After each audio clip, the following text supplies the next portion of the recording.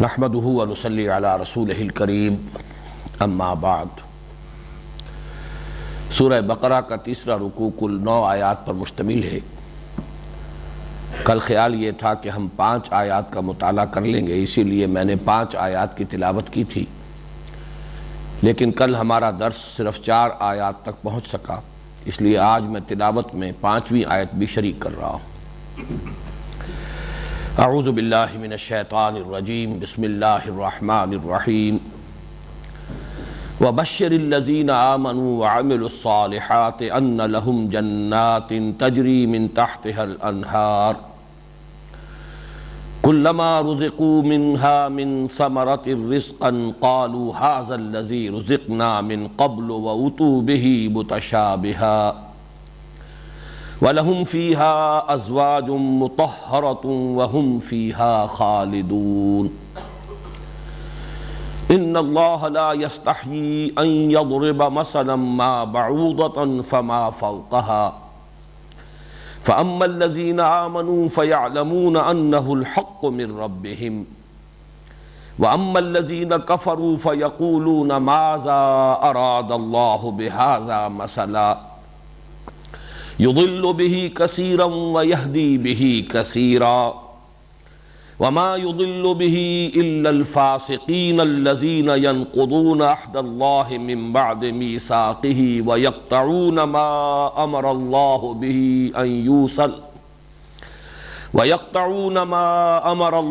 به أن يوصل ويفسدون في الأرض أولئك هم الخاسرون۔ کیف تکفرون باللہ وکنتم امواتا فاحیاکم ثم یمیتکم ثم یحییکم ثم الیہ ترجعون۔ هو الذی خلق لکم ما فی الارض جمیعا ثم استوى الى السماء فسواہن 7 سماوات وهو بكل شیء علیم۔ صدق اللہ العظیم۔ رب اشرح لی صدری ویسر لی امری واحلل عقدۃ من لسانی یفقہوا قولی۔ اللہم ربنا الہمنا رشدنا واعذنا من شرور انفسنا۔ اللہم ارنا الحق حقا وارزقنا اتباعہ وارنا الباطل باطلا وارزقنا اجتنابہ۔ اللہم ارحمنا بالقرآن العظیم واجعلہ لنا اماما ونورا وہدی ورحمہ۔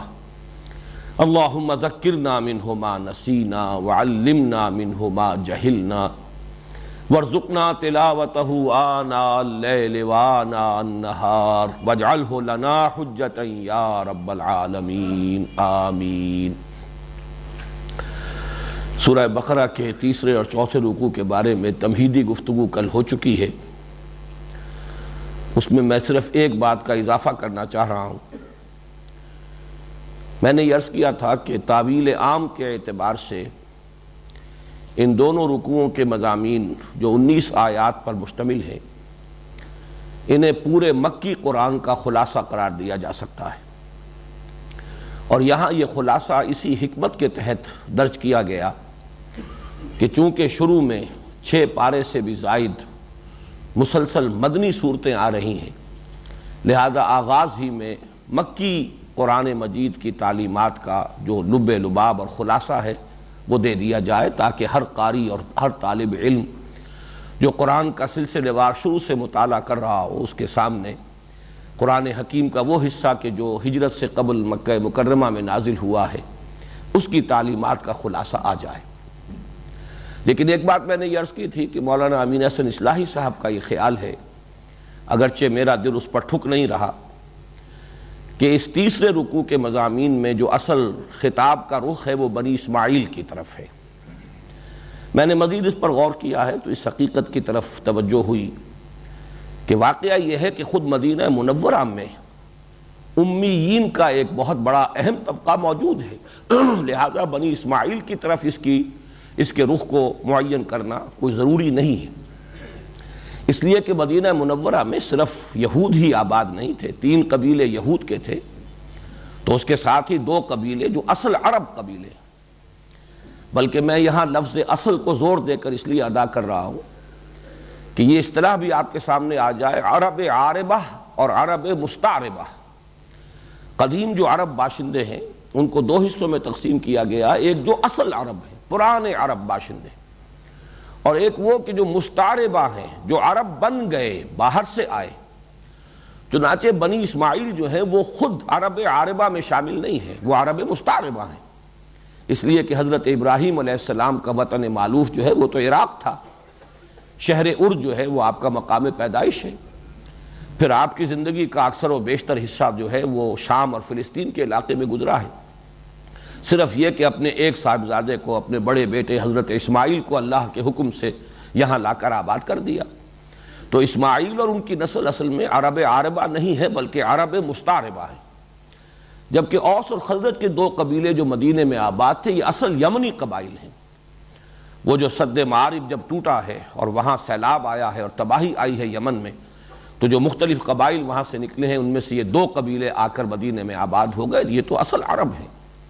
تو ظاہر بات ہے کہ امیین کا لفظ اسی سورہ بقرہ میں کچھ آگے چل کر آ جائے گا کہ امیین سے مراد صرف بنی اسماعیل نہیں ہے بلکہ عرب کے وہ تمام باشندے جن کے پاس کوئی کتاب نہیں تھی، کوئی شریعت نہیں تھی، جن کی طرف کوئی نبی نہیں آئے، جیسے کہ سورہ یاسین میں ہے لِتُنذِرَ قَوْمًا مَا أُنذِرَ آبَاؤُهُمْ فَهُمْ غَافِلُونَ۔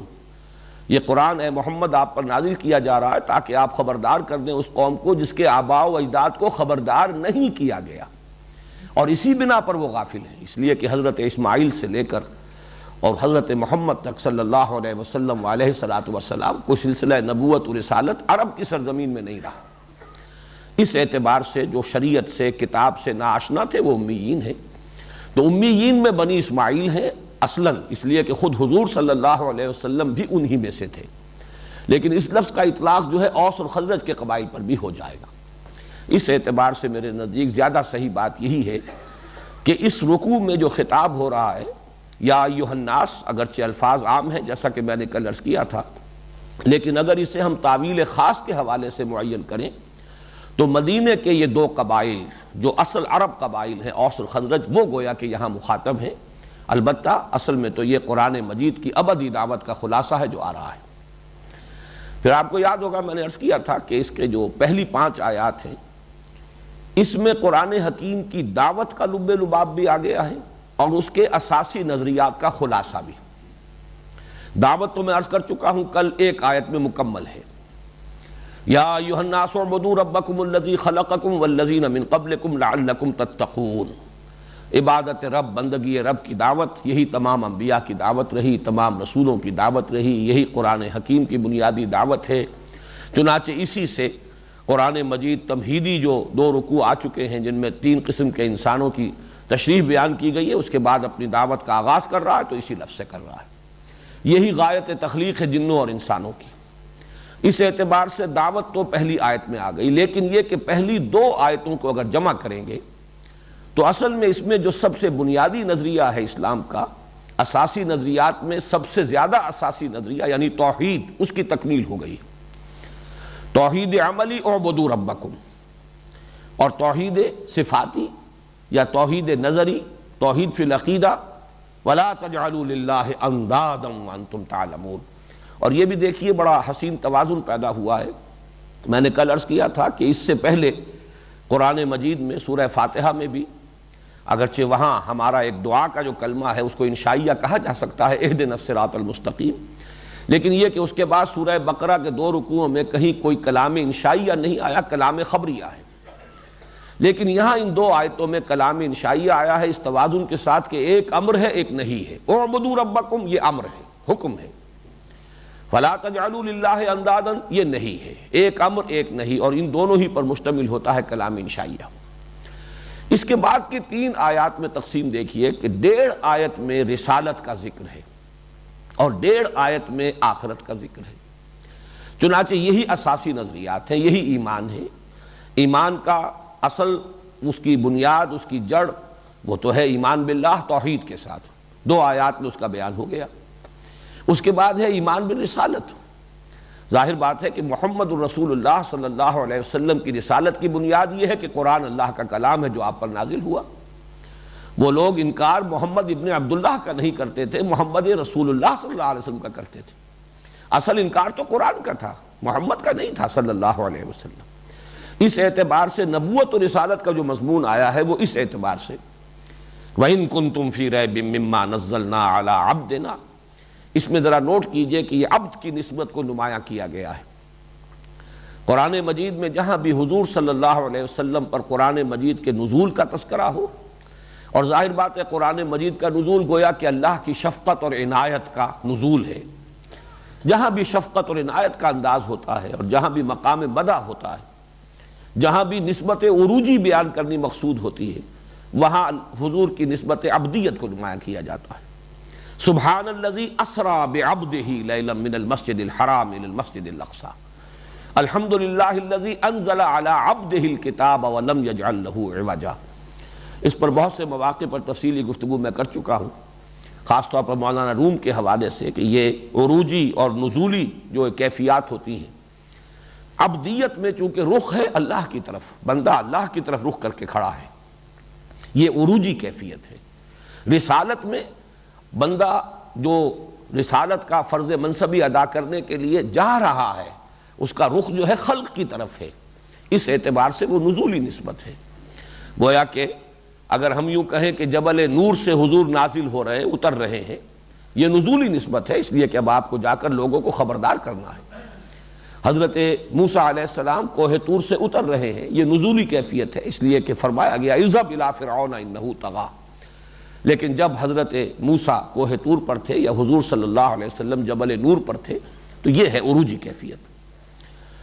تو وَإِن كُنتُمْ فِي رَيْبٍ مِّمَّا نَزَّلْنَا عَلَىٰ عَبْدِنَا فَأْتُوا بِسُورَةٍ مِّن مِّثْلِهِ، اس کی تفصیل میں کل عرض کر چکا ہوں۔ وَادْعُوا شُهَدَاءَكُم مِّن دُونِ اللَّهِ إِن كُنتُمْ صَادِقِينَ فَإِن لَّمْ تَفْعَلُوا وَلَن تَفْعَلُوا، پھر اگر نہ کر پاؤ اور ہرگز نہیں کر پاؤ گے، فَاتَّقُوا النَّارَ الَّتِي وَقُودُهَا النَّاسُ وَالْحِجَارَةُ۔ اب دیکھیے تیسری آیت کے چوتھی آیت کے وسط سے ہی اب ذکر شروع ہو گیا ہے آخرت کا۔ آخرت یہاں پر فلسفیانہ انداز میں بیان نہیں ہو رہا، جہنم اور جنت کا تذکرہ یہی معاد ہے، یہی آخرت ہے، یہی بنیادی نظریہ ہے۔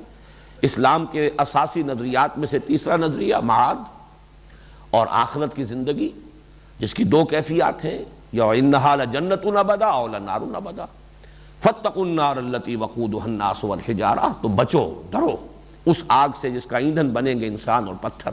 اعدت للکافرین، وہ تیار کی گئی ہے، پوری طرح آراستہ پیراستہ ہے، تم سے نبٹنے کے لیے تیار ہے، تمہاری پوری سزا کا اور تمہیں کیفر کردار تک پہنچانے کا پورا اہتمام اس میں کر لیا گیا ہے۔ اعداد ہے کسی شے کو کسی مقصد کے لیے پوری طرح تیار کر دینا، اس کے تمام تقاضے اس میں پورے ہو رہے ہو۔ اب اس کے بعد پانچویں آیت جو ہے اس میں اس معاد ہی کا دوسرا رخ، وَبَشِّرِ الَّذِينَ آمَنُوا وَعَمِلُوا الصَّالِحَاتِ، اور بشارت دیجئے نبی صلی اللہ علیہ وسلم ان لوگوں کو جو ایمان لائے اور نیک عمل کریں۔ یہ لفظ عمل صالح جو یہاں پر آیا ہے، اس کو اچھی طرح سمجھ لیجئے کہ اس کے تصورات ہمارے ذہنوں میں ہر ایک کے اپنے تصور کے مطابق ہے، اس کا کوئی نہ کوئی حیولہ۔ اکثر و بیشتر تو اس کا جب بھی یہ لفظ آئے گا تو صرف عبادات تک تصور محدود ہو کر رہ جائے گا۔ عمل کا لفظ فعل کے مقابلے میں آتا ہے۔ فعل کوئی بھی کام ہے جو انسان کرے، بالارادہ کرے یا غیر ارادی طور پر وہ اس سے صادر ہو جائے، ایسے ہی آرام سے ہو جائے یا مشقت طلب ہو، وہ فعل ہے۔ لیکن جو مشقت طلب کام ہو وہ در حقیقت ہے عمل، جو ارادے سے کیا جا رہا ہو، پوری توجہ کے ساتھ کیا جا رہا ہو، اہتمام کے ساتھ کیا جا رہا ہو۔ اور صالح صلاحیت کا لفظ جو ہے اس کو معلوم ہے، جس میں نشو و نما کی صلاحیت ہے، یعنی در حقیقت انسان کو اللہ تعالیٰ نے جو اگلے رکوع کا مضمون ہے خلافت ارضی کے لیے پیدا کیا ہے، اس کا جو مرتبہ معین کیا ہے، اس مرتبے تک پہنچنے کے لیے انسان کو جو پوٹینشلی اس کو دے دیا گیا، لیکن اس کو ریئلائز کرنا، اسے فی الواقع اس کو اچیو کرنے کے لیے اسے محنت کرنی پڑے گی۔ وہ شعر مجھے یاد آیا کہ فرشتے سے بہتر ہے انسان بننا، مگر اس میں پڑتی ہے محنت زیادہ۔ یہ محنت، یہ مشقت در حقیقت یہ عمل صالح ہے کہ جس میں صلاحیت ہو کہ انسان اس کے ذریعے سے اپنے اس اصل مقام اور مرتبے کو، خلیفۃ اللہ ہونے کا جو اس کا منصب ہے اور اس کو جو اللہ نے مقام عطا فرمایا ہے، اس کو وہ اچیو کر سکے، ریئلائز کر سکے، اس کی تحصیل کر سکے، اس کے لیے چڑھائی چڑھنی پڑے گی، اس کے لیے محنت کرنی پڑے گی، اس کے لیے مشقت کرنی ہوگی، اس کے لیے اپنی خواہشات پر قدغنیں لگانی ہوں گی، اس کے لیے اپنا آرام تج دینا ہوگا، اس کے لیے اپنے بہت سے مفادات جو ہیں ان کی قربانی برداشت کرنی ہوگی، اس کے لیے اپنی بہت سی محبوب چیزیں جو ہیں ان کی قربانی دینی ہوگی۔ یہ سب کچھ انسان کرے گا تو ان سب کا مجموعہ ہے عمل صالح۔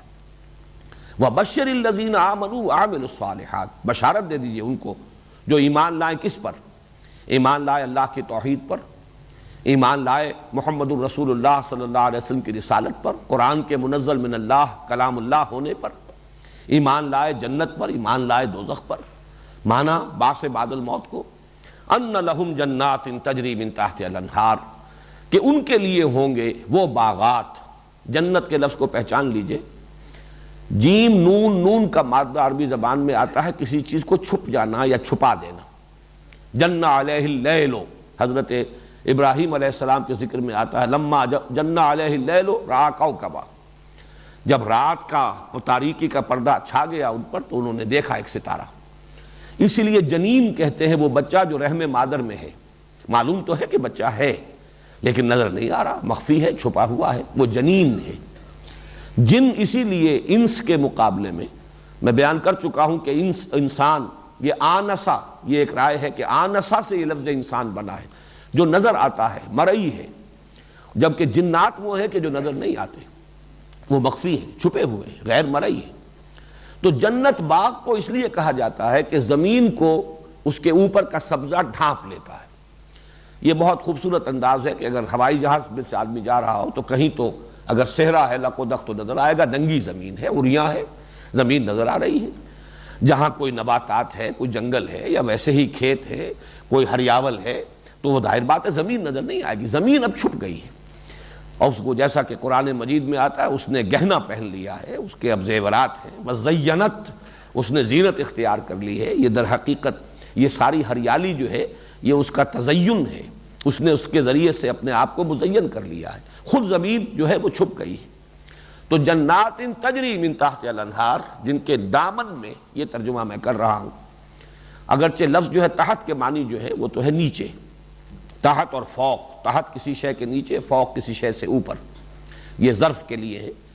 لیکن یہ ہے کہ اصل میں جو تصور ذہن میں رکھیے، جو کوئی نیچرل کوئی ویجیٹیشن کہیں پر ہو، کہیں فطری قسم کا باغ ہو، ایک تو باغ ہیں جو لگائے جاتے ہیں، ہمارا شالامار باغ ہے، اس کی تو پلاننگ کی گئی، اس کے تختے بنائے گئے، اس کے لیولز معین کیے گئے، لیکن عام طور پر جو باغات ہوتے ہیں فطری طور پر ان میں یہی ہوتا ہے، اور خاص طور پر عرب کا جہاں پر قرآن مجید نازل ہو رہا تھا، کہ اونچی نیچی زمین ہے، پہاڑی علاقہ ہے، اگر اس پہاڑی کے وادی میں سے، دونوں پہاڑیوں کے درمیان جو نالا ہے، آپ جب بھی کہیں جائیں گے یہی نظر آئے گا، درمیان میں پانی جو ہے اس کے بہنے کی جگہ ہوتی ہے، وہاں کوئی چشمہ جو ہے رواں دواں ہے، تو اس سے خود بخود سیرابی ہو رہی ہے، دونوں طرف جو اونچی جگہ ہے اس کے لیے گویا کہ اریگیشن کا ایک نیچرل بندوبست ہے۔ لیکن یہ کہ ظاہر بات ہے کہ اس ڈھلوان میں کوئی شے جو ہے، کوئی پودا یا کوئی ہریاول نہیں ہوتی، اس لیے کہ وہاں تو پانی کا تیز دھارا جو ہے وہ بہہ رہا ہے، وہ کسی بھی وہاں پر پیداوار کو، کسی نباتات کو نہیں رہنے دے گا۔ تو یہ ہے کہ دامن میں، جس کو غالباً علامہ اقبال کے اشعار بھی مجھے یاد آ رہے ہیں، اس میں بھی لفظ دامن ہے، دامن میں کوہ کے ایک چھوٹا سا جھونپڑا ہو، لیکن یہ کہ اسی میں وہ ندی کا تذکرہ بھی موجود ہے کہ وہ اس کا پانی جو ہے وہ پانی بھی موج بن کر اٹھ اٹھ کے دیکھتا ہو۔ تو یہ ایک پہاڑی سینری ہے کہ دونوں طرف جو ہے کچھ اونچان ہے، درمیان میں وادی ہے، وادی میں کچھ چشمہ بہہ رہا ہے، اور اس کی جو اس کی اریگیشن ہے اس سے دونوں طرف وہ ویجیٹیشن ہے، وہاں ہریاول ہے، پودے ہیں، درخت ہیں۔ تو یہ ہے اصل میں، اس لیے اس کی صحیح تعبیر ہوگی جس کے دامن میں ندیاں بہتی ہوں گی، لفظی ترجمہ یہی ہوگا جن کے نیچے نہریں بہتی ہوں گی۔ نہر کا لفظ جو ہے یہ دو معنی میں استعمال ہوتا ہے، ایک تو بہنے کے لیے یا کسی شے کو بہانے کے لیے، اسی معنی میں دریا، ندی، نالا، یہ سب انہار گویا کہ اس کے تحت آ جائیں گے۔ ویسے نہر جو ہے بطور فعل آتا ہے جھڑکنے کے لیے، وَأَمَّا السَّائِلَ فَلَا تَنْهَرْ، نہر جو ہے یہ اس معنی میں بھی خود قرآن مجید میں مستعمل ہے۔ تو فرمایا جنات تجری من تحتہا الانہار کلما رزقوا منہا من ثمرۃ رزقا، کلما، جب بھی کبھی، اب یہ گویا کہ اس کا با محاورہ ترجمہ ہوگا جب بھی کبھی رزقوا منہا رزق دیے جائیں گے اس میں سے، ہا کی ضمیر جنت کی طرف، اس جنت میں سے، من ثمرۃ الرزق پھلوں کی صورت میں رزق. یہ ثمر اگر آئے گا بغیر تے کے تو یہ ہے جن سے پھل، شجر جن سے پودا یا درختوں کی جنس. لیکن یہ ہے کہ تا جو اس میں لگتی ہے یہ تائے تانیث نہیں ہے بلکہ تائے وحدت ہے. شجرہ تا جب لگ جائے گی تو اب وہ ایک درخت ہوگا. شجر کے معنی ہے بہت سے درخت. ثمر جو ہے وہ یہ ہے کہ بہت سے میوے، جنس میوے کی جنس، اور ثمرۃن یہ گویا کہ کوئی میوہ، ایک میوہ. تو کلما رزقوا منہا من ثمرۃ الرزق، جب جب بھی ان کو دیا جائے گا اس جنت کے میووں میں سے رزق، یا جنت کے میووں میں سے بطور رزق، ثمرہ جو ہے وہ گویا کہ ان کو دیا جائے گا رزق کے طور پر. یا تو یہ مفعول مطلق ہے رزقوا کا، اور یا یہ کہ یہ گویا کہ تمیز ہے یا حال کے طور پر ہے رزقہ. قالوا ھذا الذی رزقنا من قبل، وہ کہیں گے یہی تو ہے، یہی وہ شے ہے جو دی گئی تھی ہمیں پہلے، جو ہمیں دیا جاتا رہا پہلے. وَأُتُوا بِهِ مُتَشَابِهًا، اور دیے جائیں گے وہ بہی ثمرہ اس پھل یا رزق کی شکل میں، متشابہ وہ چیزیں کہ جو ایک دوسرے سے مشابہ ہوں گی، ایک دوسرے سے ملتی جلتی ہوں گی، ایک دوسرے سے مماثل ہوں گی. یہ ذرا یہاں پہ غور کرنا پڑے گا کہ اس سے مراد کیا ہے، اس لیے کہ یہ ذرا مشکلات القرآن میں سے یہ مقام، اور آگے کی آیت کا بھی اس کے ساتھ ایک تعلق اور ربط ہے. یعنی جب جنت میں میوے ملیں گے جنتیوں کو تو وہ پکار اٹھیں گے یہی تو ہے جو ہمیں پہلے بھی ملا. اب اس کے مفہوم کیا کیا ممکن ہے. ایک تو یہ کہ جنت میں جو میوے ملیں گے شکل کے اعتبار سے وہ دنیا کے میووں سے ملتے جلتے ہوں گے. قرآن مجید میں بھی آیا رمان ہے اور نخل ہے اور عناب ہے، سب کچھ ہے، وہ ساری چیزیں جو یہاں کے میوے ہیں وہ وہاں بھی ہوں گے.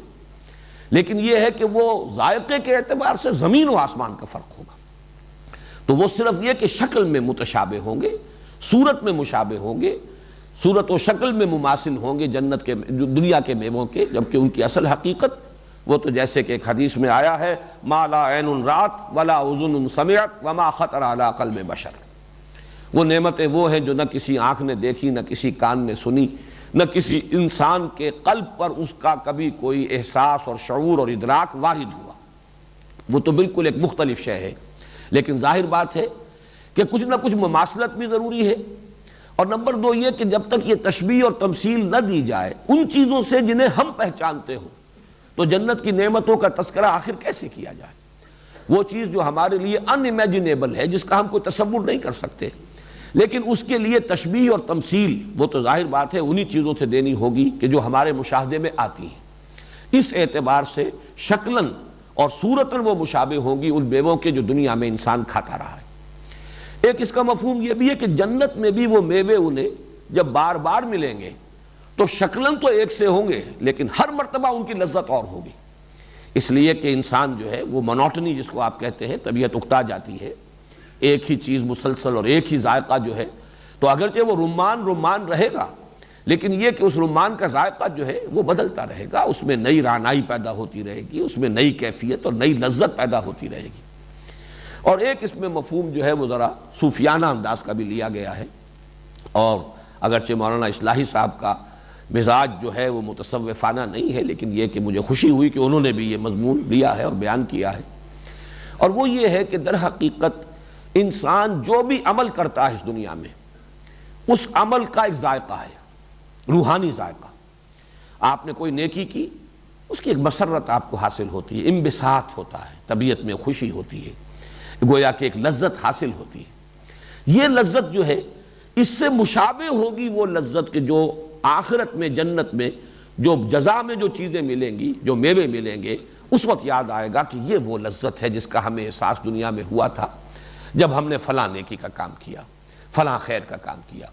اسی طریقے سے گناہ ہے، برے اعمال ہیں، ان کی تلخی ہے. وہ تلخی جو ہے فطرت انسانی محسوس کرتی ہے، اس لیے ضمیر جو ہے انسان کا ملامت کرتا ہے، وہ فطرت جو ہے اباح کرتی ہے. تو اس اعتبار سے عمل چاہے وہ نیکی کا ہو چاہے بدی کا ہو، اس کی ایک لذت ہے، اس کا ایک ذائقہ ہے. لذت تو کہنا چاہیے صرف نیکی کے لیے، تو انہیں احساس ہوگا کہ یہی لذت، اس کا تجربہ ہمیں ہو چکا ہے جب ہم نے وہ کام کیے تھے، جب اللہ کی توفیق سے ہم نے وہ نیکیوں کے کام کیے تھے، ہمیں اللہ نے ہمت دی اور توفیق دی، تو ہمیں جو لذت اس وقت حاصل ہوئی تھی بالکل اسی کے مشابہ لذت ہے کہ جو آج ہمیں ان میووں کی صورت میں مل رہی ہے۔ کلما رزقوا منها من ثمرۃ رزقا قالوا هذا الذي رزقنا من قبل واتوا به متشابها وَلَهُمْ فِيهَا أَزْوَاجٌ مُطَهَّرَةٌ وَهُمْ فِيهَا خَالِدُونَ، اور ان کے لیے ہوں گے اس میں، بلکہ ہوں گی اس میں بیویاں نہایت پاک باز، نہایت پاک کی ہوئی، مطہرہ جو ہے تطہیر سے، اس میں مفعول ہے، طہر یطہر تطہیرا، بڑے اہتمام سے اور بڑی جد و جہد سے کسی شے کو پاک کر دینا، صاف کر دینا، کسی قسم کی کثافت، کسی قسم کی گندگی، کسی قسم کی آلائش اس میں باقی نہ رہنے دینا، جیسے کہ الفاظ سورہ احزاب میں آئے ہیں کہ اے نبی کے گھر والوں، اللہ تو چاہتا ہے لِيُطَهِّرَكُمْ تَطْهِيرًا، اللہ چاہتا ہے کہ تمہیں خوب پاک اور صاف کر دے، کوئی بھی کسی درجے میں بھی جو تمہارے مقام اور مرتبے اور منصب سے مناسبت رکھنے والی بات نہیں ہے وہ تمہاری شخصیتوں میں، تمہاری سیرت میں باقی نہ رہے۔ تو ازواج مطہرۃ، نہایت پاک باز، اور یہ پاک کی ہوئی بیویاں ان کے لیے ہوں گی، وَلَهُمْ فِيهَا أَزْوَاجٌ مُطَهَّرَةٌ۔ البتہ یہاں نوٹ کر لیجئے کہ زوج کا لفظ جو عربی زبان میں آتا ہے وہ جوڑے کے لیے آتا ہے، مرد کے لیے عورت یعنی شوہر کے لیے بیوی زوج ہے اور بیوی کے لیے شوہر زوج ہے۔ زوجہ کا لفظ جو ہے یعنی تانیث کے ساتھ قرآن مجید میں کہیں نہیں آیا، بلکہ عربی زبان میں بھی اس کا استعمال جو ہے وہ صرف نجد کی بولی میں، یعنی ایک کولوکیل جو ایک لینگویج ہے عربی کی جو نجد کے علاقے کی، اس میں تو وہ زوجہ اور زوجات پھر اس کی جو ہے جمع آتی ہے، لیکن باقی پورے عرب میں کہیں بھی یہ تائے تانیث کے ساتھ زوجہ کا لفظ استعمال نہیں ہوتا، بلکہ زوج جوڑا، بلکہ جوڑے کے دونوں فرد جو ہیں ان میں سے ایک ایک کو زوج کہا جائے گا، یعنی جب زوجین کہا جاتا ہے تو اس کا مطلب دو جوڑے نہیں ہیں، ایک جوڑے کے دو فرد، زوجین سے مراد ہے بیوی اور شوہر، مرد اور عورت، یا جو بھی چیزیں ہوں کسی بھی اعتبار سے ان کے اندر اگر وہ نسبت زوجیت ہے تو ایک ایک فرد کے لیے لفظ زوج آئے گا اور پورے جوڑے کو ڈینوٹ کرنے کے لیے زوجین کا لفظ آئے گا۔ ہمارا عام تصور یہ ہوتا ہے زوجین کا ہم تصور کرتے ہیں شاید دو جوڑے، نہیں، بلکہ زوجین سے مراد جو ہے وہ ایک جوڑا ہے، اس لیے کہ زوج اس جوڑے کے ایک فرد کے لیے۔ قرآن مجید میں عام طور پر جوڑوں کے لیے یہ لفظ آیا ہے زوجین کا 8 مرتبہ، اور 3 مرتبہ یہ خاوندوں کے لیے بھی آیا، شوہروں کے لیے، ویسے 50 سے زائد مرتبہ یہ خواتین کے لیے، بیویوں ہی کے لیے آیا ہے۔ یہاں پر چونکہ ویسے بھی قرینہ ہے وَلَهُمْ فِيهَا أَزْوَاجٌ مُطَهَّرَةٌ، لہم جو ہے یہ ظاہر بات ہے کہ مذکر کی ضمیر ہے، ان کے لیے ہوگی اس میں جنت میں، تو یہاں پر ترجمہ بیویاں ہی کرنا ہوگا، اگرچہ اس میں اس بات کا احتمال موجود ہے کہ مذکر کا صیغہ قرآن مجید میں عام طور پر برسبیل تغلیب آ جاتا ہے، یعنی اگر کوئی مجمع ہو جس میں عورتیں بھی ہوں مرد بھی ہوں، انہیں خطاب کرنا ہے تو خطاب کے لیے جو صیغہ استعمال ہوگا وہ مذکر کا ہوگا، اور وہ گویا کہ حاوی ہو جائے گا دونوں پر برسبیل تغلیب، اس لیے کہ غالب عنصر جو ہے اس میں وہ مرد ہے، تو جب مرد کو خطاب کر لیا تو گویا کہ عورت خود بخود اس میں از خود داخل ہو گئی۔ اس اعتبار سے یہ احتمال موجود ہے، ویسے یہ کہ اس کی تفصیل میرے بھی علم میں نہیں ہے کہ یہ خواتین کا معاملہ جو ہے اللہ تعالیٰ کے ہاں جنت میں کیا ہوگا، یہ چیزیں بس کچھ مختلف قسم کی باتیں جو ہیں ادھر ادھر سے تو مل جاتی ہے، لیکن صراحت کے ساتھ قرآن مجید میں کہیں اس کا تذکرہ موجود نہیں۔ البتہ چونکہ اصلاً زوج کا لفظ دو طرفہ ہے تو یقیناً مردوں کے لیے اگر اللہ تعالیٰ نے مطہر ازواج رکھی ہیں تو اللہ تعالیٰ نیک بیویوں کے لیے بھی نیک شوہر عطا فرمائے گا، اس پر قیاس کیا جا سکتا ہے، لیکن یہ کہ عام طور پر برسبیل تغلیب قرآن مجید میں مذکر ہی کا صیغہ آتا ہے، تو جب مذکر مخاطب ہوگا تو زوج کا لفظ جب آئے گا تو اس کا ترجمہ بیویاں کرنا ہوگا۔ وَلَهُمْ فِيهَا أَزْوَاجٌ مُطَهَّرَةٌ وَهُمْ فِيهَا خَالِدُونَ، اور اس میں وہ ہمیشہ ہمیش رہیں گے، خلود، ہمیشہ ہمیش، پھر اس کے لیے کوئی انقطاع نہیں ہے، کوئی خاتمہ نہیں ہے۔ یہاں اصل میں ہمارا کل کے درس کا جو نصاب تھا وہ پورا ہوا ہے۔ اب آج کی جو 4 آیات ہیں اس میں چند مسائل ہیں اور وہ خاص مشکل ہیں، مشکلات القرآن میں سے ہے، اور یہ فلسفہ قرآن کا ایک اہم موضوع تو اس میں ایسا ہے جس کے ضمن میں اللہ کا شکر ادا کرتا ہوں کہ جس قدر انشراح اللہ نے مجھے عطا فرمایا، اور یہ آج کی بات نہیں ہے، سن 66 میں نے مضمون لکھا تھا حقیقت زندگی، جس میں یہ نکتہ بیان کیا تھا، اور بہت سے بڑے نامور علماء نے بھی یہ تسلیم کیا کہ یہ نکتہ جو ہے اس سے پہلے کسی کا ذہن ادھر منتقل نہیں ہوا، لیکن بات بالکل ایسی ہے جیسے سامنے کی ہو۔ تو یہ اللہ تعالیٰ کی دین ہوتی ہے، اللہ کا فضل ہوتا ہے، اللہ کا کرم ہوتا ہے۔ یہ بھی رزق ہے، اصل میں رزق جو ہے وہ صرف مادی غذا ہی پر اس لفظ کا اطلاق نہیں ہوتا، بلکہ اللہ تعالیٰ جو کوئی کسی کو علمی اور معرفت کا رزق عطا فرمائے، یہ بھی رزق ہے، روحانی رزق ہے۔ تو مختلف شکلیں اللہ تعالیٰ کی طرف سے عطا کی جانے والی چیزیں۔ تو میں اس ضمن میں ذرا کچھ آج سوچ رہا ہوں کہ ہمیں جلدی کرنی چاہیے، اس لیے کہ وقت تیزی کے ساتھ گزرتا ہے۔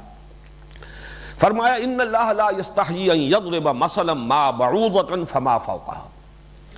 اب چونکہ یہاں جنت کا تذکرہ آیا، جنت کے میووں کا تذکرہ آیا، متشابہہ کا لفظ بھی آ گیا، ملے جلے مشابہ، تشبیہ کا معاملہ، اور جیسا کہ تعارف قرآن میں عرض کر چکا ہوں، قرآن حکیم کی آیات سورہ آل عمران کے آغاز میں بیان فرمایا گیا دو طرح کی ہیں، محکمات ہن ام الکتاب و اخر متشابہات، اور دوسری قسم کی آیات وہ ہیں جو متشابہ ہیں، جن کے حقیقی مفہوم کو ہم اس دنیا میں نہیں سمجھ سکتے۔ اور میں وہاں عرض کر چکا ہوں کہ آخرت سے متعلق تمام امور متشابہات میں سے ہیں، بس یہ یقین ہے کہ دوبارہ اٹھائے جائیں گے، زندہ ہوں گے، حساب کتاب ہوگا، لیکن اس کی کوئی تفصیلی حیت، اس کی تفصیلی صورت کیا ہوگی، وہ میدان حشر کا تفصیلی نقشہ کیا ہوگا، وزن اعمال کی کیا کیفیت ہوگی، جنت اور دوزخ کے جو حالات آئے ہیں، جو کوائف آئے ہیں، بس آمنا بہ کل من عند ربنا، جو بھی کچھ آیا ہے قرآن میں ہم اس پر ایمان رکھتے ہیں، یہ سب ہمارے رب کی طرف سے ہے۔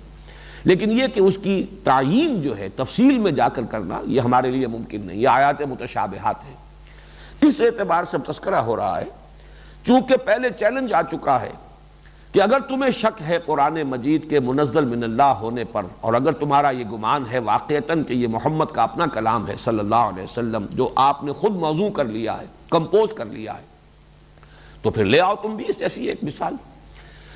اس چیلنج کو تو کسی نے قبول نہیں کیا، لیکن یہ کہ دائیں بائیں سے حملہ آور ہونا اور اعتراض کرنا یہ آسان ہوتا ہے، جوابی طور پر کوئی شے پیش کرنا بہت مشکل ہے، لیکن یہ ہے کہ کوئی اعتراض کر دینا، کسی جگہ پر کوئی بھی تنقید کا پہلو نکال لینا، یہ بہت آسان ہے۔ جیسے وہ مشہور بات ہے کہ ایک مصور نے اپنی تصویر جو بھی اس نے بنائی تھی، شاہکار اپنے فن کا، وہ کہیں لٹکا دیا اور کہا کہ اس پر لوگ تنقید کریں۔ تو اب سب بول رہے ہیں، کوئی اس اعتبار سے تنقید کر رہا ہے، کوئی اس اعتبار سے تنقید کر رہا ہے، لیکن جب اس نے کہا کہ بھائی یہ موجود ہے، یہ برش موجود ہے، وہ قلم موجود ہے، اسے درست کر دو، اب کسی نے ہاتھ نہیں لگایا، اس لیے کہ یہ جو ہے اس کا متبادل پروڈیوس کرنا یہ تو آسان کام نہیں۔ اسی اعتبار سے ایک اعتراض معلوم ہوتا یہ تھا کہ قرآن مجید میں بڑی حقیر چیزوں کی مثالیں دی گئی ہیں، مچھر کی مثال، مکڑی کی مثال، سورہ عنکبوت جو ہے وہ عنکبوت کے معنی مکڑی ہے، کبیت العنکبوت، مکڑی کا جالا، ان اوہن البیوت لبیت العنکبوت، تمام گھروں میں سب سے کمزور گھر جو ہے وہ تو مکڑی کا جالا ہے۔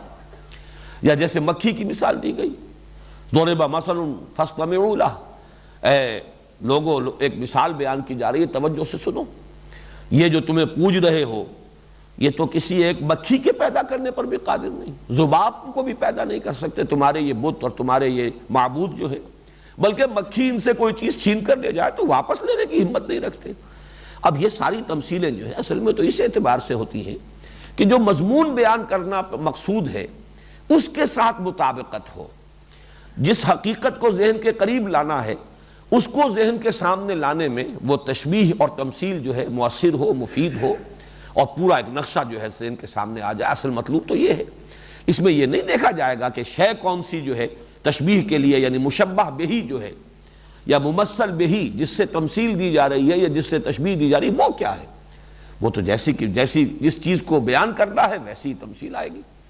اسی اعتبار سے یعنی بارہا میں عرض کیا کرتا ہوں کہ اگرچہ طبیعت پر گرانی ہوتی ہے کہ حضور نے سود کے لیے جو تشبیہ دی ہے کہ الربا 70 جزءا ایسرھا ان ينكح الرجل امه، تو اس پر طبیعت ایک دفعہ جو ہے بڑی اباہ کرتی ہے کہ حضور نے ایسی تمثیل کیوں دی۔ اس کو انسان زبان سے ان الفاظ کو ادا کرتے ہوئے بھی ہچکچاتا ہے کہ سود کے گناہ کے 70 حصے ہیں، جن میں سب سے چھوٹا، سب سے ہلکا حصہ اس کے مساوی ہے کہ کوئی شخص اپنی ماں کے ساتھ زنا کرے، تو انسان جو ہے ایک دفعہ طبیعت جو ہے گھبراتی ہے۔ یا جیسے قرآن مجید میں کہ وہاں فرمایا گیا کہ تمہارا غیبت کرنا جو ہے بالکل ایسے ہے کہ تم اپنے مردہ بھائی کا گوشت کھا رہے ہو۔ اَيُحِبُّ أَحَدُكُمْ أَن يَأْكُلَ لَحْمَ أَخِيهِ مَيْتًا فَكَرِهْتُمُوهُ۔ اب یہ بھی انسان کو جو ہے طبیعت پہ جھرجھری سی آتی ہے، کون تصور کر سکتا ہے کہ مردہ بھائی کی لاش پڑی ہو اور اس کا گوشت کاٹ کاٹ کر جو ہے کوئی تناول فرما رہا ہو۔ لیکن یہ ہے کہ کسی شے کی شناعت اور قباحت کو ظاہر کرنا، کہ ایک چیز تو تمہیں فطری طور پر بہت بری لگتی ہے، لیکن اخلاقی سطح پر ایک دوسرا عمل ہے جو بالکل اس کے ہم وزن ہے، ویسا ہی ہے، اتنا ہی برا ہے، لیکن طبعی طور پر تمہیں اس سے نفرت نہیں ہے۔ تو اب اس کی شناعت اور اس کی جو خباثت ہے اس کو ظاہر کرنے کے لیے کسی ایسی چیز ہی کو تشبیہ کے لیے لیا جائے گا جس سے کہ طبعاً تمہیں نفرت ہو۔ تو یہ معاملہ ہے کہ ان اللہ لا یستحیی ان یضرب مثلا ما بعوضۃ فما فوقها، یقیناً اللہ تعالیٰ کو اس میں کوئی حیا محسوس نہیں ہوتی، کوئی جھجک محسوس نہیں ہوتی، اللہ اس سے نہیں شرماتا۔ یہاں ذرا ایک نقطہ نوٹ کر لیجئے، یہ حیات ہی سے حیا ہے، ایک ہی مادہ ہے اصل میں۔ یہ زندگی جو ہے حیات، اس کا گویا کہ لازمی وصف ہے حیا۔ زندگی کا اصل جوہر، اصل زیور جو ہے حیا ہے۔ جیسے کہ وہ کہا جاتا ہے فارسی میں، بے حیا باش و ہرچ خائی کن اذا لم تستحیی فاصنع ما شئت، عربی میں بھی ہے، بے حیا باش و ہرچ خائی کن، حیا کا پردہ اٹھ گیا جو چاہو کرو۔ یہی تو ہے ایک رکاوٹ، یہی تو ہے جو انسان کو روکتی ہے برائی سے، بدی سے۔ فطرت کے اندر اللہ نے وہ چیز رکھی ہوئی ہے۔ تو حیات اور حیا یہ در حقیقت ایک ہی لفظ ہے۔ تو ان اللہ لا یستحیی، اللہ کو اس سے کوئی حیا محسوس نہیں ہوتی، کوئی اس میں ہچکچاہٹ نہیں ہے، کوئی جھجک نہیں ہے، اللہ اس سے نہیں شرماتا۔ یضرب مثلا، کہ وہ کوئی مثال بیان کرے، ما بعوضۃ، یہ ما جو ہے مثلاً کے ساتھ ہے، اس کو ما ابہامیہ کہتے ہیں۔ کوئی سی بھی مثال، جیسے آتنی کتابا ما، مجھے کوئی کتاب دو، کوئی سی بھی دے دو، مطلب یہ کہ آپ کو کسی وقت پڑھنے کے لیے کچھ چاہیے تو کوئی آپ کا خاص چوائس نہیں ہے، تو ماں جو لفظ آتا ہے یہ اس اعتبار سے بھائی کوئی سی بھی ہو، بس مجھے ایک کتاب چاہیے۔ تو یہاں پر بھی جب یہ ما ابہامیہ آتا ہے تو کوئی نکرہ جو ہے اور زیادہ نکرہ بن جاتا ہے، اس کے اندر جو ہے وہ کوئی بھی کسی بھی طرح کی یہ مفہوم پیدا ہو جاتا ہے۔ ان اللہ لا یستحیی ان یضرب مثلا ما بعوضۃ فما فوقها، اللہ تعالیٰ کو تو اس سے کوئی حیا نہیں محسوس ہوتی کہ وہ کوئی مثال بیان کرے۔ ضرب المثل یہ اردو میں بھی مستعمل ہے، کوئی تشبیہ، کوئی تمثیل، ما کوئی سی بھی ہو، بعوضۃ فما فوقها، چاہے وہ مچھر ہی کی ہو۔ بعوض اور بعوضہ یہ بھی در حقیقت یہ ایک واحد کے لیے لفظ آیا ہے، بعوضہ کوئی ایک مچھر، بعوضۃ فما فوقها، اور فوق کا لفظ آتا ہے اوپر کے لیے، لیکن یہ کہ اوپر سے مراد یہاں پر جب آپ تجزیہ کریں گے تو گویا اس سے بھی حقیر شے، یعنی حقیر ہونے میں مچھر، اور اس سے بھی بڑھ کر کوئی حقیر شے ہو، یعنی اور اس سے بھی کوئی کمتر شے، ما بعوضۃ فما فوقها۔ فَأَمَّا الَّذِينَ آمَنُوا فَيَعْلَمُونَ أَنَّهُ الْحَقُّ مِنْ رَبِّهِمْ، اب یہ ہے اصل میں جو یہاں پر قانون ہدایت و ضلالت بیان ہو رہا ہے۔ اس سے پہلے 2 مرتبہ وہ آیات آ چکی ہیں جس میں کہ ایک رخ آ چکا ہے، ختم اللہ علی قلوبہم وعلی سمعہم وعلی ابصارہم غشاوہ۔ ایک آخری نتیجہ جو نکلتا ہے کہ اگر کوئی شخص گریز کرے، اعراض کرے حقیقت سے اور حق سے، تو ہوتے ہوتے اس کے اندر سے استعداد سلب ہو جاتی ہے حق کو پہچاننے کی، اور بالآخر اس کے دل پر مہر ہو جاتی ہے۔ لیکن یہ آخری نتیجہ ہے، یہ نہیں ہے کہ ابتداءً اللہ تعالیٰ دل پر مہر کر دیتا ہے جس کی وجہ سے انسان حق کو نہیں پہچان پاتا، بلکہ اصل میں اس کی طرف سے جرم ہے اعراض عن الحق، حق کو پہچاننے کے باوجود اس کو نہ ماننا، یہ وہ جرم ہے جس کی سزا اس دنیا میں یہ ملتی ہے کہ حق کو پہچاننے کی صلاحیت ہی سلب ہو جاتی ہے۔ یہی بات آئی ہے پھر اس تمثیل کے اندر کہ مثلہم کمثل الذی استوقد نارا فلما اضاءت ما حولہ ذہب اللہ بنورہم وترکہم فی ظلمات لا یبصرون صم بکم عمی فہم لا یرجعون۔ ان کی مثال ایسے ہے جیسے ایک شخص نے آگ روشن کی، اس آگ نے جب ماحول کو منور کر دیا، اللہ تعالیٰ نے ان کی بینائی سلب کر لی اور چھوڑ دیا ان کو اندھیروں میں بھٹکتا ہوا۔ اب وہ بہرے ہیں، گونگے ہیں، اندھے ہیں، لوٹنے والے نہیں۔ تو یہ دونوں مقامات پر جو آیا ہے وہ قانون ہدایت و ضلالت کا جو ایک آخری نتیجہ نکلتا ہے، اس کو بیان کیا گیا ہے۔ یہاں وہ اصل بیان ہو رہا ہے کہ اصل میں ہدایت و ضلالت کا دار و مدار ہے انسان کی اپنی نیت پر، اس کے اپنے طلب پر۔ اگر اس کی طلب نیک ہے، صادق ہے، وہ حق کا جویا ہے، حق کا متلاشی ہے، حق کا طالب ہے، لازماً اللہ تعالیٰ اسے ہدایت دے گا، راستہ کھولے گا، حقیقت واشگاف کر دے گا، حق کو مبرہن کر دے گا، یہ اس کا پختہ وعدہ ہے۔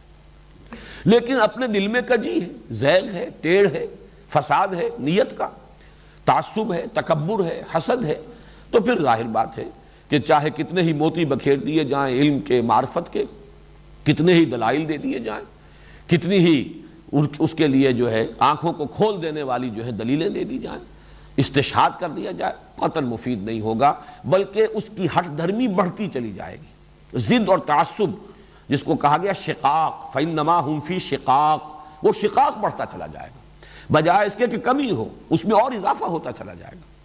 چنانچہ یہی بات جو ہے آخری پارے میں فَسَنُيَسِّرُهُ لِلْيُسْرَىٰ فَسَنُيَسِّرُهُ لِلْعُسْرَىٰ، آہستہ آہستہ ہم اسے پہنچا دیتے ہیں آخری آسانی میں، آہستہ آہستہ ہم اسے پہنچا دیتے ہیں آخری تنگی میں۔ یہ در حقیقت تیسیر ہے اللہ تعالیٰ کی طرف سے، لیکن یہ تیسیر ثانوی ہے، اصل ہے طلب انسان کی، اس کی اپنی نیت۔ اگر وہ ہدایت کا طالب ہے، حق کا جویا اور متلاشی ہے، اللہ کا وعدہ ہے وَالَّذِينَ جَاهَدُوا فِينَا لَنَهْدِيَنَّهُمْ سُبُلَنَا، ہمارا پختہ وعدہ ہے۔ پوری طریقے سے اطمینان رکھو، اگر تم حق کے جویا ہو اور متلاشی ہو، حق تمہیں ملے گا۔ لیکن اگر تمہارے اندر تعصب ہے، کجی ہے، جیسے کہ سورہ صف میں فرمایا فَلَمَّا زَاغُوا أَزَاغَ اللَّهُ قُلُوبَهُمْ وَاللَّهُ لَا يَهْدِي الْقَوْمَ الْفَاسِقِينَ، جب وہ ٹیڑھے ہو گئے تو اللہ نے ان کے دلوں کو بھی ٹیڑھا کر دیا، اور ظاہر ہے کہ اللہ ایسے فاسقوں کو زبردستی ہدایت نہیں دیتا، اس لیے کہ یہ دنیا اور اس کی زندگی جو ہے وہ تو در حقیقت ایک امتحان کا وقفہ ہے۔ تو امتحان میں جب تک فری چوائس نہ ہو انسان کا، امتحان بے معنی ہے۔ جبراً ہدایت دے دے اللہ تو پھر اس کے اندر کسی انسان کے لیے کوئی کریڈٹ نہیں ہے، اس کو پھر اجر اور ثواب کس بات کا۔ اسی طریقے سے جبراً کسی کو گمراہ کر دے تو اس پر کوئی ملامت نہیں، اس پر کوئی الزام نہیں، اسے کوئی سزا نہیں ملنی چاہیے۔ تو فری چوائس ہے در حقیقت وہ فلسفہ زندگی کے اعتبار سے، لیکن چوائس جو ہے انسان کا اس کے اعتبار سے ہدایت یا ضلالت کے راستے اس پر کھلتے چلے جائیں گے۔ اس کو یہاں بیان کیا ہے فَأَمَّا الَّذِينَ آمَنُوا فَيَعْلَمُونَ أَنَّهُ الْحَقُّ مِنْ رَبِّهِمْ، یہ تمثیل، یہ تشبیہ جب قرآن میں آتی ہے تو جو لوگ ایمان والے ہیں، اور یہاں پر آمنوا، فَأَمَّا الَّذِينَ آمَنُوا، یہ کبھی کبھی فعل جو ہے ارادہ فعل کے معنی میں بھی آتا ہے، وہ لوگ جو ایمان لائے یا وہ لوگ جو ایمان لانا چاہتے ہیں، وہ لوگ جو ایمان کے طالب اور جویا ہیں، جو حقیقت کے متلاشی ہیں، جو ارادہ رکھتے ہیں ایمان کا۔ فَالَّذِينَ آمَنُوا فَيَعْلَمُونَ أَنَّهُ الْحَقُّ مِنْ رَبِّهِمْ، تو وہ جان لیتے ہیں کہ یقیناً وہ حق ہے ان کے رب کی طرف سے۔ انہیں انشراح ہوتا ہے، انبساط ہوتا ہے، دل میں کوئی دغدغہ نہیں رہتا، کوئی شبہ نہیں رہتا، پوری طریقے سے انشراح کے ساتھ وہ جان لیتے ہیں یہ حق ہے۔ واقعتاً یہ حقیقت جس طریقے سے اس تشبیہ کے ذریعے سے منکشف ہوئی ہے، جس طرح واضح ہوئی ہے، جس طرح مبرہن ہوئی ہے، ہم کسی اور طریقے سے شاید اس بات کو اتنی خوبصورتی کے ساتھ نہ سمجھ پاتے، جس طریقے سے کہ اللہ تعالیٰ کی بیان کردہ اس تمثیل یا تشبیہ کے ذریعے سے یہ حقیقت ہم پر واضح ہو گئی۔ فَأَمَّا الَّذِينَ آمَنُوا فَيَعْلَمُونَ أَنَّهُ الْحَقُّ مِنْ رَبِّهِمْ وَأَمَّا الَّذِينَ كَفَرُوا فَيَقُولُونَ مَاذَا أَرَادَ اللَّهُ بِهَذَا مَثَلًا، اور وہ لوگ، یہ اما کا جو ترجمہ ہوتا ہے ایز فار دیم، یا جو لوگ یہ جن کا یہ معاملہ ہے اس کے ساتھ یہ ہوگا۔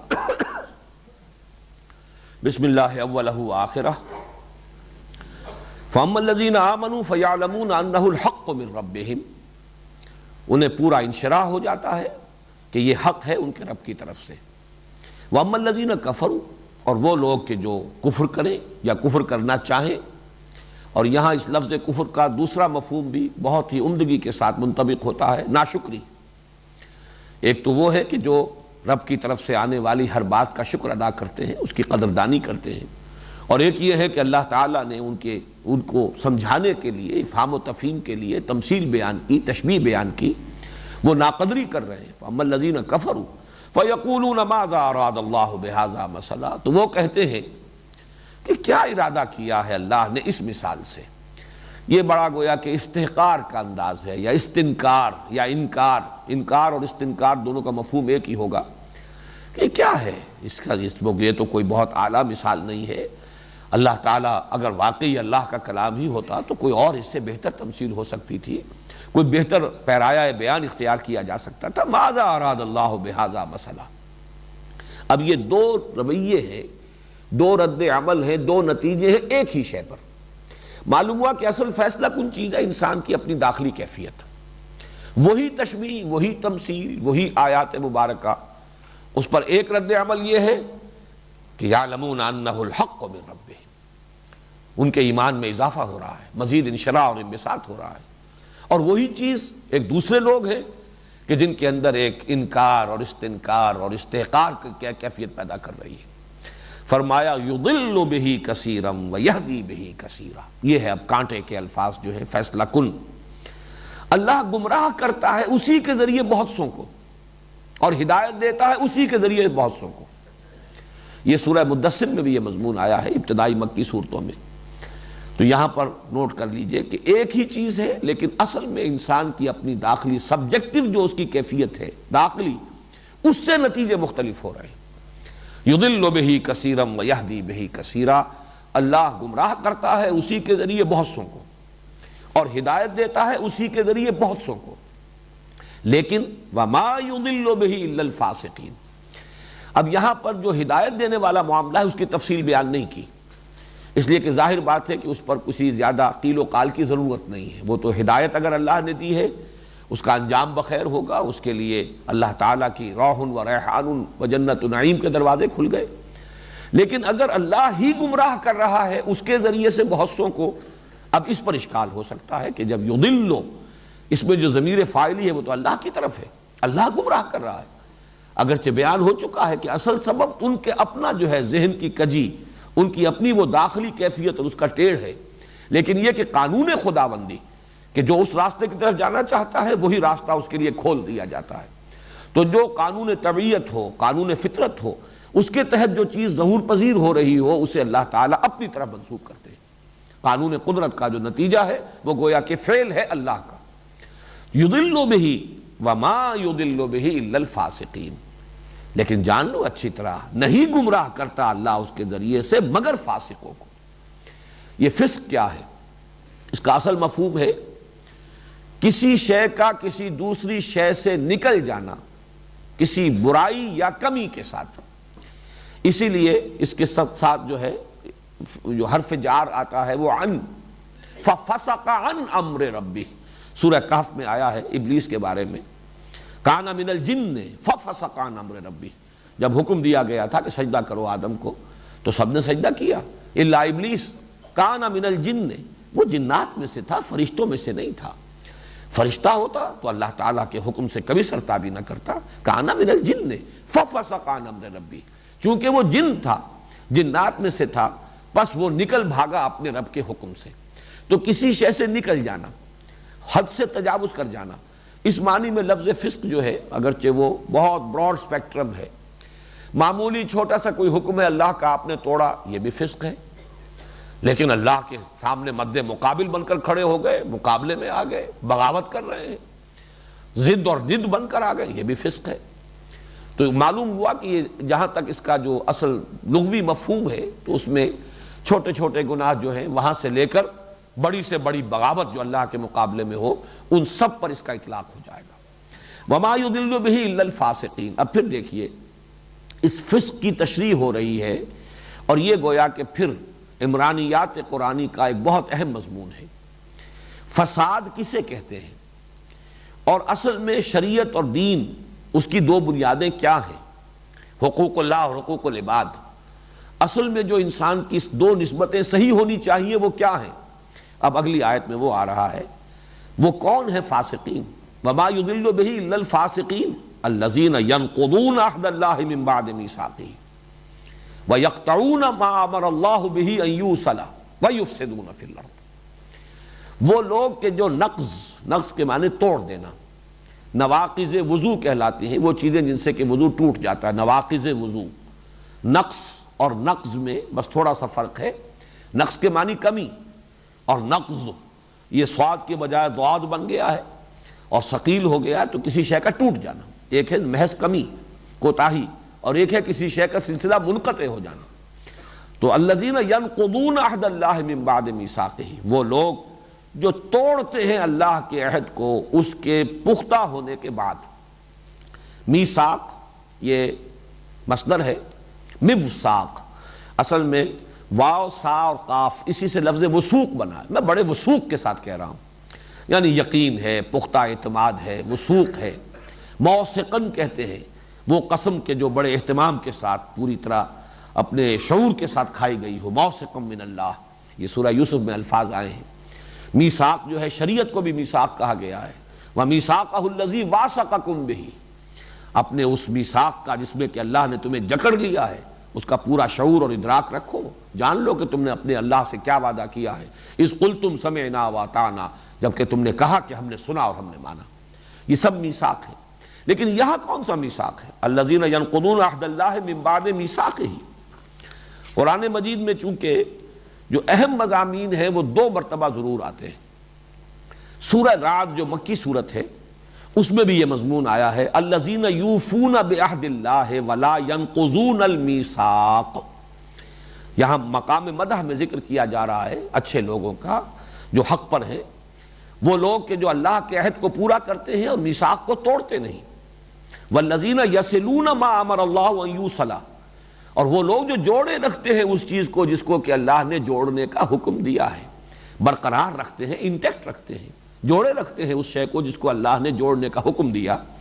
وَيَخْشَوْنَ رَبَّهُمْ وَيَخَافُونَ سُوءَ الْحِسَابِ، اور وہ اپنے رب سے ڈرتے رہتے ہیں اور حساب کی برائی، یعنی حساب محاسبہ آخرت کا جو برا نتیجہ نکل سکتا ہے اس سے لرزاں و ترساں رہتے ہیں۔ اب یہاں غور کیجئے کہ اس سے مراد کیا ہے۔ ویسے تو میثاق کا لفظ قرآن مجید میں مختلف معنی میں آیا ہے، لیکن یہ کہ اس کی اگر صحیح ترین تعبیر تلاش کی جائے تو جو سورہ اعراف میں تذکرہ ہے کہ اللہ تعالیٰ نے ازل میں پوری نوع انسانی سے ایک عہد لیا تھا، وَإِذْ أَخَذَ رَبُّكَ مِن بَنِي آدَمَ مِن ظُهُورِهِمْ ذُرِّيَّتَهُمْ وَأَشْهَدَهُمْ عَلَىٰ أَنفُسِهِمْ أَلَسْتُ بِرَبِّكُمْ قَالُوا بَلَىٰ شَهِدْنَا۔ یہ جو بڑے اہتمام کے ساتھ سورہ اعراف، اور نوٹ کر لیجئے اصل میں جب ہم اس طرح کا حوالہ ہمارے سامنے آتا ہے تو ہمارے ذہن میں ترتیب یہ رہتی ہے کہ یہ تو آگے چل کر آئے گی، صورت کافی آگے چل کر آئے گی، تقریباً یوں سمجھیے کہ 6 پاروں کے بعد آئے گی، 7ویں پارے کا بھی جو ہے، بلکہ یہ سورہ اعراف ہے تو 9ویں پارے میں جا کر یہ بات آئے گی۔ لیکن یہ کہ ترتیب کو اگر ذہن میں رکھیں گے تو یہ مضامین پہلے آ چکے ہیں، یہ تو مکی صورت ہے سورہ اعراف، لہٰذا یہاں پر جو مدنی صورتیں ہیں ان میں صرف ریفر کیا جا رہا ہے، اس کی تفصیل یہاں بیان کرنے کی ضرورت نہیں ہے۔ ترتیب مصحف کے اعتبار سے ہمارے ذہن میں نقشہ یہ رہتا ہے کہ یہ بات تو ابھی بیان نہیں ہوئی، اور اس کی یہاں پر جو ہے اجمالی اشارہ جو ہے وہ شاید ہمیں کبھی دل میں یہ خیال پیدا ہو کہ یہاں تو بات وضاحت سے آنی چاہیے تھی، بعد میں چاہے اس کا کوئی اجمالی اشارہ ہو جاتا، لیکن ذہن میں رکھیے کہ ترتیب نزولی یہ ہے کہ یہ سورہ اعراف جو ہے یہ مکی صورت ہے، اس میں یہ تفصیل کے ساتھ مضمون آ چکا ہے۔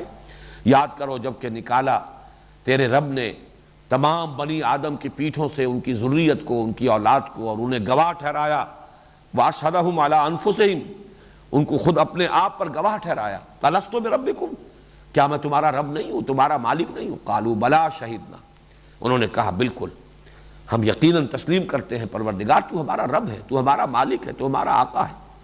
یہ ہے عہد الست، الذین ینقضون عہد اللہ من بعد میثاقہ۔ اب اس کے خلاف جو طرز عمل بھی ہوگا گویا کہ وہ نقض عہد ہے، اللہ کے ساتھ جو عہد کر کے ہم عالم ارواح میں جب تھے اس وقت ہم سے یہ عہد لیا گیا، ابھی عالم خلق میں ہمارا وجود نہیں تھا، ابھی اجساد کی تخلیق نہیں ہوئی تھی، صرف ارواح، کل کی کل ارواح انسانیہ، جس کے بارے میں حدیث میں آتا ہے الارواح جنود مجندہ، لشکروں کے لشکر تھے، اور ان سب سے اللہ تعالیٰ نے، اور وہ سب کے سب بیک وقت موجود تھے۔ اس وقت تو ہمارے مابین ایک ترتیب زمانی ہے، مجھ سے پہلے میرے والد، ان سے پہلے میرے دادا، پھر ان سے پہلے پردادا، ایک نسبت زمانی قائم ہوئی ہے، ترتیب ہے۔ اس وقت سب کے سب تھے، آدم سے لے کر جو ابو البشر ہیں آخری انسان تک کہ جو قیامت تک پیدا ہوگا، ان سب کی ارواح وہاں موجود تھی۔ الارواح جنود مجندہ، اور ان سے عہد لیا، الست بربکم قالوا بلی، کیا میں تمہارا رب نہیں ہوں؟ پر انہوں نے سب نے کہا شہیدنا، ہم گواہ ہیں، اقرار کرتے ہیں تو ہمارا رب ہے۔ یہ ہے در حقیقت وہ عہد الست، میثاق الست۔ کبھی ہم عہد الست کہتے ہیں، کبھی میثاق الست کہتے ہیں۔ یہ توحید اعبدوا ربکم الذی خلقکم، در حقیقت یہ اس کے حوالے سے کہ نقض عہد نہ ہو، نقض میثاق نہ ہو، یہ گویا کہ پہلی جڑ ہے، پہلی بنیاد ہے اسلامی تمدن کی۔ اور اسلام کا جو بھی نظام بنتا ہے، نظام اعمال و اخلاق، اس میں یہ ہے کہ اللہ کے ساتھ کیے ہوئے اپنے عہد کا ایفا اور اس کی پابندی۔ وَيَقْطَعُونَ مَا أَمَرَ اللَّهُ بِهِ أَن يُوصَلَ، اور وہ کاٹتے ہیں اس کو جس کو اللہ نے جوڑنے کا حکم دیا۔ یہ الفاظ بھی اگرچہ عام ہیں اور اس میں انسان اپنے ہی ذہنی اپج کے مطابق، ذوق کے مطابق اس خاکے میں رنگ بھر سکتا ہے، لیکن یہ ہے کہ قرآن مجید کے نظائر کو سامنے رکھا جائے تو اس سے مراد ہے رحمی رشتہ۔ اس لیے کہ انسان کی دو نسبتیں ہیں، یہ دونوں نسبتیں صحیح ہیں تو اس کا انفرادی رویہ بھی درست ہوگا اور اس پر جو تمدن وجود میں آئے گا وہ بھی صحیح ہوگا۔ ایک نسبت اللہ کے ساتھ ہے، وہ نسبت عبدیت ہے۔ ایک نسبت انسانوں کے ساتھ ہے، اور انسانوں میں سب سے قریبی نسبت جو ہے وہ رحمی رشتہ ہے۔ یہ جو رحمی رشتہ ہے، ظاہر بات ہے کہ اسی رشتے کے حوالے سے پوری نوع انسانی بھی ایک وحدت بن جائے گی۔ ایک ماں باپ کی اولاد ہے جو قریب ترین رحمی رشتے کے اندر منسلک ہے۔ ایک ذرا پیڑھی اوپر چڑھ جائیے تو دادا اور دادی کی اولاد میں اب وہ حلقہ وسیع ہو گیا ہے، پردادا پردادی کی اولاد میں وہ حلقہ اور وسیع ہو گیا ہے، یہاں تک کہ آدم و حوا پر آ کر پوری نوع انسانی اس میں آ جائے گی۔ اور ظاہر ہے کہ اس میں الاقرب فالاقرب، اس میں جو جتنا قریب ہے اس کا اتنا ہی حق زیادہ ہے۔ تو صلہ رحمی، یہی وجہ ہے کہ سورہ نساء کی پہلی آیت جو ہے یا ایھا الناس اتقوا ربکم الذی خلقکم من نفس واحدۃ وخلق منها زوجها وبث منهما رجالا كثيرا ونساء واتقوا الله الذي تساءلون به والارحام ان اللہ کان علیکم رقیبا۔ بچو، تقوی اختیار کرو اس اللہ کا جس کا تم واسطہ دیتے ہو ایک دوسرے کو، جس کے نام پر مانگتے ہو ایک دوسرے سے، جو مانگتے ہو اپیل کرتے ہو تو اس کے نام پر، اور رحم کا لحاظ رکھو، رحمی رشتوں کا صلہ رحمی کرو، قطع رحمی نہ کرو، رحمی رشتوں کو کاٹو نہیں، جوڑو۔ یہ ہے در حقیقت تمدن کی اصل بنیاد۔ جہاں یہ جذبہ ہوگا، جہاں انسان جو ہے اس طریقے سے صحیح طور پر متعلق ہوگا اور حقوق ادا کرے گا رحمی رشتوں کے، اس میں ظاہر بات ہے درجہ بدرجہ یہ بات پھیلتی چلی جائے گی اور دائرے مختلف بنیں گے۔ وہ ایک والدین کی اولاد، ظاہر بات ہے کہ جو چچا کی اولاد ہے وہ پھر خود اپنی جگہ پر ایک والدین کی اولاد ہے، لیکن یہ کہ اس دوسرے دائرے کے اندر وہ آپس کے میں آ کر مل جاتے ہیں۔ اس طریقے سے پوری نوع انسانی ایک دائرے میں، یا ایھا الناس انا خلقناکم من ذکر و انثی وجعلناکم شعوبا وقبائل لتعارفوا ان اکرمکم عند اللہ اتقاکم۔ اسی اعتبار سے کہا جاتا ہے کہ شریعت اسلامی کے بھی دو حصے ہیں، حقوق اللہ، حقوق العباد۔ یہی وجہ ہے کہ عبادات میں بھی چوٹی کی عبادتیں جو ہیں، ویسے تو یہ ہے کہ روزہ ہر مسلمان پر، مرد پر، عورت پر فرض ہے، زکوٰۃ تو ہر ایک پر فرض نہیں ہے، اس لیے کہ زکوٰۃ تو جو بھی صاحب استطاعت ہوگا، صاحب نصاب ہوگا، اسی پر فرض ہوگی۔ لیکن دو ستون جو گاڑے جاتے ہیں ہمیشہ عبادات میں، نماز اور زکوٰۃ۔ نماز اللہ سے جوڑنے والی ہے، زکوٰۃ بندوں کے ساتھ جوڑنے والی ہے۔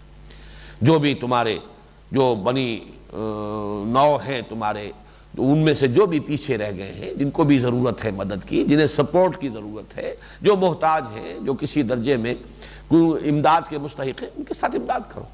یہ تمہیں جوڑنے والی شے ہے اپنے ابنائے نو کے ساتھ، اور نماز تمہیں جوڑنے والی شے ہے اپنے رب کے ساتھ۔ تو گویا کہ یہی دو چیزیں جو یہاں آئی ہیں، انہی کے حوالے سے حقوق اللہ، حقوق العباد، اور یہاں پر وہ عہد اللہ کے ساتھ، عہد الست۔ اس پر پھر اضافی عہد ہے۔ جب کوئی شخص ایمان لے آتا ہے تو یہ ایمان اپنا گویا کہ اسی اپنے عہد کی اور توثیق اس نے کر دی ہے۔ جب شریعت عطا ہوتی ہے کسی قوم کو تو گویا کہ ایک اور میثاق جو ہے اور پختہ ہو گیا اور گہرا ہو گیا، اور اس میں جب کہہ دیا گیا سمعنا واطعنا تو اور جکڑے گئے۔ وَمِيثَاقَهُ الَّذِي وَاثَقَكُم بِهِ، فرمایا وہ لوگ، وہ فاسق جو یہ دو حرکتیں کرتے ہوں، اللہ تعالیٰ صرف ان کو گمراہ کرتا ہے، اور ان دو حرکتوں کا نتیجہ کیا؟ وَيُفْسِدُونَ فِي الْأَرْضِ، زمین میں فساد پھیل جائے گا۔ پہلا نتیجہ کیا نکلے گا؟ اللہ کے خلاف بغاوت، اور دوسرا نتیجہ خلق کے ساتھ انسان کا تعلق جو ہے وہ صحیح نہیں رہے گا، حقوق ادا نہیں کرے گا، نہ پڑوسی کے، نہ قرابت داروں کے، نہ رشتہ داروں کے، نہ والدین کے۔ تو فساد در حقیقت نتیجہ ہے یہ جو دو اختلال پیدا ہوئے، وما يضل به الا الفاسقين الذين ينقضون عهد الله من بعد ميثاقه ويقطعون ما امر الله به ان يوصل ويفسدون في الارض ويفسدون في الارض، یہ اس کا نتیجہ ہے۔ تو یہ فسق، یہ فجور جن کے اندر ہے، جو یہ دو جرائم جو ہیں اس کے مرتکب ہوتے ہیں، اللہ کے ساتھ کیے ہوئے عہد کو توڑنا اور رحمی رشتوں کو کاٹنا، وہ ہیں لوگ کہ جو مفسد ہیں۔ اللہ تعالیٰ پھر ان کو گمراہ کرتا ہے۔ قرآن مجید سے بھی انہیں پھر گمراہی ملے گی۔ جو ہدی للناس بن کر جو آیا ہے کلام، پوری نوع انسانی کی ہدایت کی ضرورت کو پورا کرنے والا، لیکن انہیں اس سے ہدایت نہیں ملے گی، بلکہ وہ اپنے اندر کی اس داخلی کجی کی وجہ سے اس قرآن مجید سے بھی انہیں گمراہی ملے گی۔ اولئک ھم الخاسرون، اور یہ اس کا نتیجہ ہے، وہی ہوں گے خسارے والے، گھاٹے میں وہی رہیں گے، برباد وہی ہوں گے۔ یہ خسارے کا لفظ جو ہے وہ اگرچہ ہم اپنی عام زبان میں تو 2-4 روپے کا بھی خسارہ ہو جاتا ہے، 2-400 کا، 2-4 ہزار کا، 2-4 لاکھ کا، لیکن قرآن مجید میں یہ لفظ خسارہ جو ہے در حقیقت فوز، فلاح، رشد، ان سب کے مقابلے میں ایک جامع لفظ آتا ہے خسارہ۔ اولئک ھم الخاسرون۔ تو فائزون، راشدون، مفلحون، یہ مختلف درجات ہیں فوز کے، کامیابی کے، انسان کے بامراد ہونے کے، منزل مقصود تک پہنچ جانے کے لیے مختلف تعبیرات ہیں، لیکن ایک ہی ہے ان کا سب کا جو ہے، جو اینٹونیم ہے، جو ان کی ضد ہے، وہ خسارہ ہے۔ اولئک ھم الخاسرون۔ اب آ رہی ہے وہ آیت جس کے بارے میں نے عرض کیا تھا کہ یہ حقیقت زندگی کے اعتبار سے، اور وہ جو فلسفہ زندگی ہے، جس میں کہ علامہ اقبال کا وہ شعر جو ہے بہت ہی اہم ہے، تو اسے پیمانہ امروز و فردا سے نہ ناب، جاویداں پہم دواں ہر دم جواں ہے زندگی، اس پر یہ آیا مبارکہ، اور اس میں اگرچہ قدرے کسی درجے میں کہا جا سکتا ہے کہ ابہام ہے، لیکن القرآن یفسر بعضہ بعضا، قرآن مجید کا ایک حصہ دوسرے حصے کی وضاحت کر دیتا ہے، تفسیر بیان کر دیتا ہے۔ تو اگر نظائر کے حوالے سے سمجھا جائے تو بات بالکل 2 اور 2 4 کی طرح واضح ہو جائے گی۔ فرمایا کیف تکفرون باللہ وکنتم امواتا فاحیاکم ثم یمیتکم ثم یحییکم ثم الیہ ترجعون۔ ذرا وہ لگا دیا جائے یہاں پہ، وہ جو میں نے اسکیچ سا بنایا ہوا ہے، تم کیسے کفر کرتے ہو اللہ کا۔ اور یہاں پر میرے نزدیک کفر کا وہ مفہوم زیادہ صحیح منطبق ہوگا کہ کیسے ناشکری کرتے ہو اللہ کی۔ اللہ نے تم پر جو احسانات کیے ہیں، اللہ کا جو تم پر فضل ہوا ہے، اللہ کا جو تم پر کرم ہوا ہے، اس کا تم تصور کرو۔ اور یہ گویا کہ ایک تعجب کے انداز، کیف تکفرون باللہ، جس پر اتنے فضل ہوئے ہوں، جس پر اس درجے کرم ہوا ہو، جس پر اللہ تعالیٰ کی اتنی عنایت رہی ہو، وہ کفر کرے، وہ کفران نعمت کرے، وہ ناشکری کرے۔ کیف تکفرون باللہ وکنتم امواتا فاحیاکم ثم یمیتکم ثم یحییکم ثم الیہ ترجعون۔ یہ میں نے اوپر جو بنایا ہے اس کو نوٹ کیجئے، یہ الفاظ وہی لکھے ہوئے ہیں، یہ ایک تسلسل ہے، لیکن اس میں نے سیاہ اور سفید، کنتم امواتا، تم مردہ تھے، فاحیاکم، تو تمہیں زندہ کیا، ثم یمیتکم، پھر وہ موت آئے گی، پھر تم پر موت وارد کرے گا، ثم یحییکم، پھر تمہیں زندہ کر دے گا، ثم الیہ ترجعون، پھر تم اسی کی طرف لوٹا دیے جاؤ گے۔ اس میں 4 ادوار کا ذکر آ گیا ہے، حیات انسانی کے 4 دور، اس لیے کہ موت بھی در حقیقت، یہ میں نے سن 66 میں مضمون لکھا تھا، جیسا کہ میں نے ابتدا میں آج عرض کیا ہے، حقیقت زندگی، اس میں نے اس حقیقت کو بیان کیا تفصیل کے ساتھ کہ موت تو در حقیقت معدوم ہونے کے معنی میں ہے ہی نہیں۔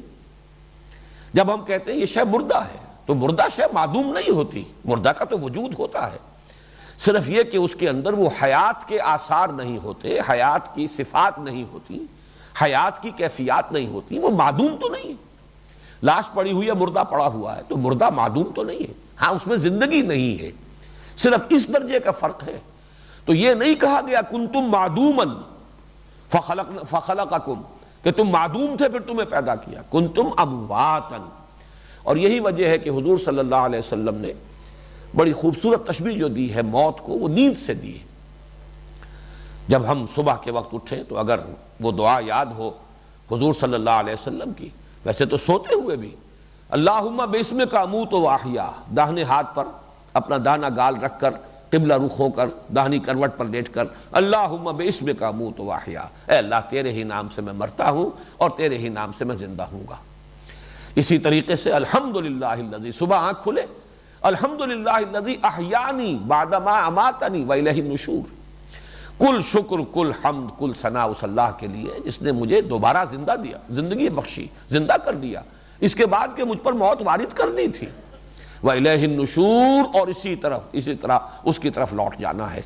یعنی جیسے روزانہ شام کو تم سوتے ہو، ایسے ہی ایک روز موت کی نیند سو جاؤ گے، جیسے روزانہ صبح کو بیدار ہو جاتے ہو، ایسے ہی ایک وقت آئے گا کہ تم صبح کو بعث بعد الموت جو ہے صبح قیامت کو تم بیدار ہو جاؤ گے۔ فَإِذَا هُمْ قِيَامٌ يَنظُرُونَ، تو اچانک ہوگے وہ کھڑے ہوئے دیکھتے ہوئے۔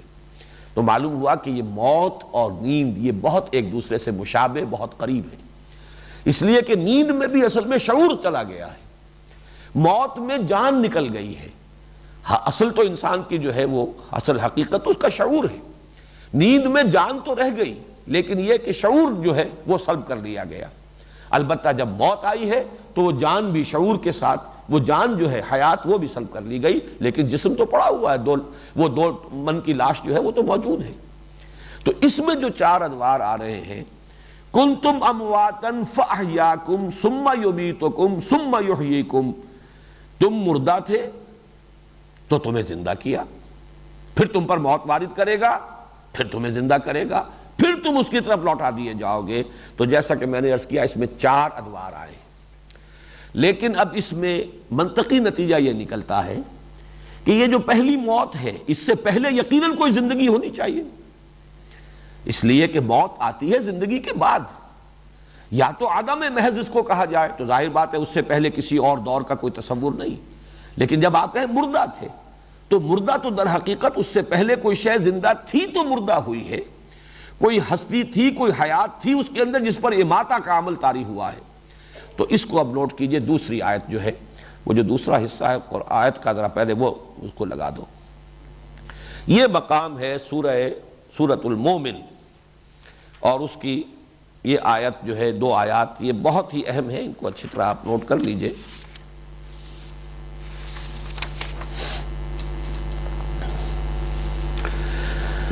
یہ اہل جہنم کا تذکرہ ہو رہا ہے۔ ان الذین کفروا ینادون لمقت اللہ اکبر من مقتکم انفسکم، آیات 10 اور 11 ہے سورہ المومن کی۔ اذ تدعون الی الایمان فتکفرون، یقیناً وہ لوگ جنہوں نے کفر کیا ہوگا اور وہ جہنم میں ہوں گے، انہیں پکارا جائے گا، ندا کی جائے گی، ان سے کہا جائے گا آج جس قدر تم اپنے آپ سے بیزار ہو اس سے کہیں زیادہ بیزار اللہ تھا تم سے، جبکہ تمہیں ایمان کی دعوت دی جاتی تھی اور تم کفر کرتے تھے۔ ظاہر بات ہے کہ اہل جہنم پر جو بیت رہی ہوگی، جس درجے انہیں اپنا وجود گراں محسوس ہو رہا ہوگا، موت پکار رہے ہوں گے، موت کا کہ کسی طریقے سے موت آئے، ہمارا خاتمہ ہو جائے اور ہمیں اس مصیبت سے چھٹکارا ملے۔ ینادون لمقت اللہ اکبر من مقتکم انفسکم اذ تدعون الی الایمان فتکفرون، جب تمہیں ایمان کی دعوت دی جاتی تھی، آمنوا باللہ ورسولہ، اور تم کفر کرتے تھے۔ اب وہ فریاد کریں گے، بہت اہم آیت ہے یہ قرآن مجید کی۔ قالوا، وہ فریاد کریں گے، چیخیں گے، پکاریں گے، ربنا امتنا سنتین واحییتنا سنتین فاعترفنا بذنوبنا فہل الی خروج من سبیل، اے رب ہمارے تو نے ہم پر 2 مرتبہ موت وارد کی اور 2 مرتبہ ہمیں زندہ کیا، تو ہم نے اعتراف کر لیا اپنے گناہوں کا، تسلیم ہے ہم سے خطا ہوئی، ہم نے غلطی کی، ہم نے کفر کیا، ہم نے زندگی اکارت گزار دی، لیکن یہ کہ جب یہ اتنے ادوار آ چکے ہیں، 2 مرتبہ تو نے ہمیں مارا، 2 مرتبہ جلایا، تو اب ایک موقع اور، فَهَلْ إِلَىٰ خُرُوجٍ مِّن سَبِيلٍ، تو کوئی یہاں سے نکلنے کی بھی کوئی سبیل ہے یا نہیں، نکلنے کا کوئی راستہ ہے، کوئی امکان ہے۔ اس میں ایک اپیل ہے اور اپیل کے ساتھ دلیل ہے، جب اتنے ادوار آئے ہیں تو ایک دور اور، اس لیے کہ تو نے ہمیں اس سے پہلے 2 مرتبہ ہم پر موت کو وارد کیا، 2 مرتبہ ہمیں زندہ کیا۔ اب یہاں نوٹ کیجئے سورہ بقرہ کی جو آیت اس وقت زیر درس ہے اس میں ہے کنتم امواتن، تم مردہ تھے۔ اس آیت میں اماتہ کا لفظ آ رہا ہے، یہ باب افعال سے مصدر ہے، امتنا سنتین، تو نے 2 مرتبہ ہمیں مارا، وَأَحْيَيْتَنَا سنتین، اور 2 مرتبہ ہمیں جلایا، 2 مرتبہ زندہ کیا۔ اس سے معین ہو جاتا ہے جو نیچے ہے، اب اس کو دیکھیے، یہ 5 ادوار بنیں گے در حقیقت حیات انسانی کے۔ پہلا دور وہ میں نے اب یہاں پر جو ہے وہ سیاہ جو ہے زیادہ گہرا رنگ نہیں کیا ہے بلکہ شیڈ کیا ہے، جو موتیں اوپر 2 ہیں ان کو شیڈ کیا ہے۔ اس سے پہلے ایک ہے، یہ ہے ہماری حیات عالم ارواح میں، جبکہ ابھی صرف ارواح کی تخلیق ہوئی تھی، ابھی اجساد کی تخلیق نہیں تھی۔ اسی وقت ہم نے وہ عہد کیا تھا جو اس سے پہلے کی آیت میں آ چکا ہے، جو لوگ کہ اپنے اللہ کے ساتھ اپنے عہد کو توڑتے ہیں، الذین ینقضون عہد اللہ من بعد میثاقہ۔ وہ عہد کب ہوا تھا؟ وہ اس عالم ارواح میں ہوا تھا، عالم ارواح میں جبکہ تمام انسانوں کی ارواح موجود تھیں۔ یہ ہماری زندگی کا پہلا دور ہے جو ہم بتا کر یہاں آئے ہیں، ایک دور تو گزار کر آئے ہیں، اس کے بعد ہمیں سلا دیا گیا۔ اس کو موت کو، جیسا کہ میں بھی بیان کر چکا ہوں، موت جو ہے وہ نیند کی بہن ہے، ذرا بڑی بہن ہے۔ شعور جو ہے اس کی خود شعوری سیلف کانشسنس ختم ہو گئی، اور گویا کہ ہم کولڈ سٹوریج میں ڈال دیے گئے۔ وہ ارواح جو ہیں وہ اللہ تعالیٰ نے کو بہت بڑا کولڈ سٹوریج ہے جس میں ان کو رکھ دیا۔ اب یہ عالم خلق میں ایک ایک انسان کا حیولہ تیار ہو رہا ہے رحم مادر میں۔ جب آدم کا ہوا تھا، آدم کی روح لا کر شامل کر دی گئی۔ اب آدم کی نسل میں اب جو بھی تناسل ہے اور جس طریقے سے کہ نسل بڑھ رہی ہے، رحم مادر میں ایک انسانی بچے کا حیولہ تیار ہوا اور اس کی روح لا کر شامل کر دی گئی۔ یہ ہے احیاء اولا۔ گویا کہ روح کو جب سلا دیا گیا، یہ اماتہ اول ہے، اماتہ اولا، پہلی مرتبہ موت وارد کرنا، سلا دینا۔ پھر جب اس کے بعد ہمیں یہاں زندہ کیا گیا، اے تازہ واردان بساط ہوائے دل، اب یہاں ہم آئے ایک جسد کے ساتھ۔ وہ حیات اولین جو ہے وہ بغیر جسد کے تھی، وہ صرف ارواح کی شکل میں تھے۔ یہاں ایک جسد ہمیں دیا گیا ہے، یہ احیاء اولا ہو گیا، یہ پہلی مرتبہ کا زندہ کر دینا ہو گیا۔ اس کے بعد آئے گا دوسرا موت، اماتہ، جبکہ ہماری موت وارد ہوگی۔ یہ موت جو ہے اس میں ظاہر بات ہے کہ وہ روح اور نفس جو ہے وہ جائے گی عالم بالا کی طرف، اور یہ جسم جو ہے یہاں پڑا رہ جائے گا۔ لیکن پھر یہ ایک نیند ہے، موت ایک زندگی کا وقفہ ہے، یعنی آگے بڑھیں گے دم لے کر۔ اس کو ہم موت اس معنی میں کہتے ہی نہیں کہ کوئی معدوم ہو گیا، معاذ اللہ، یہ تو زندگی کی ایک کیفیت سے دوسری کیفیت کو منتقل ہو جانے کا نام ہے۔ ادھر آنکھ بند ہوئی، ادھر عالم برزخ میں آنکھ کھل گئی۔ بلکہ وہ تو ایک خالص غیر شعوری کا دور بھی نہیں ہے، وہ پہلی موت تو ہم کہہ سکتے ہیں کہ خالص غیر شعوری کی تھی، لیکن یہ تو غیر شعوری کا نہیں ہے، یہ نیم شعوری دور ہے۔ اس لیے کہ عذاب قبر پر ہمارا ایمان ہے کہ اس عالم برزخ کے اندر بھی عذاب بھی ہوتا ہے، جیسے کہ حضور نے فرمایا کہ ہر قبر جو ہے یا جنت کے باغیچوں میں سے ایک باغیچہ ہے، اور یا دوزخ کے گڑھوں میں سے ایک گڑھا ہے۔ یہ مختلف تعبیرات ہیں، یا جنت کی طرف سے کھڑکی کھول دی جاتی ہے یا جہنم کی طرف سے کھڑکی کھول دی جاتی ہے، اس کے وہ آثار، اس کی کیفیات جو ہے وارد ہونی شروع ہو جاتی ہیں۔ اس کے بعد دوسرا احیاء ہوگا، وہ جو ثم یحییکم، امتنا سنتین، 2 مرتبہ مارا، وَأَحْيَيْتَنَا سنتین، 2 مرتبہ جلایا، فَاعْتَرَفْنَا بِذُنُوبِنَا۔ اب یہ عالم آخرت میں وہ اہل جہنم یہ فریاد کر رہے ہیں۔ تو معلوم ہوا کہ حیات انسانی اس کے 5 ادوار ہیں، 2 موتوں کا وقفہ ہے اور 3 زندگیاں ہیں۔ پہلی زندگی عالم ارواح کی، شعور کے ساتھ، اس لیے کہ اگر شعور نہیں تھا تو عہد کے کیا معنی ہوئے؟ آپ کو معلوم ہے کہ دنیا میں بھی کب کوئی معاہدہ کرتے ہیں تو کہتے ہیں میں بقائمی ہوش و حواس یہ عہد کر رہا ہوں۔ ظاہر بات ہے شعور اگر نہیں تھا تو پھر عہد کے معنی کوئی نہیں۔ وہ شعور تھا اور اپنے پورے شعور ذات کے ساتھ ہم نے اللہ کے ساتھ ایک عہد کیا، الستو بربکم قالوا بلی۔ اس کے بعد ہمیں سلا دیا گیا، یہ موت ہے پہلی۔ پھر ہمیں جب آنکھ کھلی ہے تو ہم اس عالم میں آئے ہیں، ایک جسم کے ساتھ آئے ہیں، اعضاء و جوارح دیے گئے ہیں، اور یہ ہے ہمارا وہ امتحانی وقفہ، آپ کچھ کر کے دکھاؤ، خلق الموت والحیات لیبلوکم ایکم احسن عملا۔ نوٹ کیجئے کس قدر اس میں باریکیاں ہیں۔ قرآن یہ نہیں کہتا خلق الحیات والموت، حیات مقدم نہیں، موت مقدم کر رہا ہے۔ خلق الموت والحیات لیبلوکم ایکم احسن عملا، اس لیے کہ اس دنیا میں آنے سے پہلے ایک موت ہم گزار آئے ہیں، اور اس موت کے بعد جو احیاء ہوا ہے ہمارا، تو وہ ہے در حقیقت یہ حیات دنیاوی، اور اس کے بعد پھر اماتہ ثانیہ ہوگا، وہ موت دوسری آئے گی، اور اس کے بعد تیسرا دور جو ہے حیات کا۔ تو گویا کہ کل تو 5 ادوار ہیں جو الفاظ میں نے وہاں لکھے ہیں، انا للہ و انا الیہ راجعون کے مابین حیات انسانی کے 5 ادوار، اس لیے کہ میں موت کو بھی حیات ہی کی ایک شکل سمجھتا ہوں۔ موت ایک زندگی کا وقفہ ہے، یعنی آگے بڑھیں گے دم لے کر۔ موت معدوم ہونے کا نام نہیں ہے، موت حیات ہی کی ایک کیفیت ہے، ذرا نیم شعوری یا غیر شعوری کی کیفیت ہے۔ ایک آدمی بالکل بے ہوش پڑا ہوا ہے تو اسے ہم مردہ تو نہیں کہتے، وہ بہرحال زندہ ہے، لیکن یہ کہ اس کو شعور بالکل نہیں ہے۔ ایک نیم شعوری جو موت ہمیں آنی ہے ابھی، وہ نیم شعوری کی ہے، وہ تو خالص غیر شعوری کی ہے ہی نہیں۔ البتہ جو موت ہم گزار آئے ہیں اس دنیا میں آنے سے پہلے، وہ خالص غیر شعوری کی تھی۔ اس سے پہلے شعور کامل تھا جس میں ہم نے اللہ سے عہد کیا، الست بربکم قالوا بلا۔ تو آپ یوں کہیے کہ 5 ادوار، تو اسے پیمانہ امروز و فردا سے نہ ناپ، جاویداں پہ ہمدماں ہر دم جواں ہے زندگی۔ اب اس میں اصل میں اضافہ کروں، یہ مضامین ذرا کچھ تھوڑے سے پیچیدہ بھی ہیں اور ان میں انسان کا ڈگمگانے کا بھی اندیشہ ہے۔ عالم ارواح میں آنے سے پہلے کیا شکل تھی ہماری؟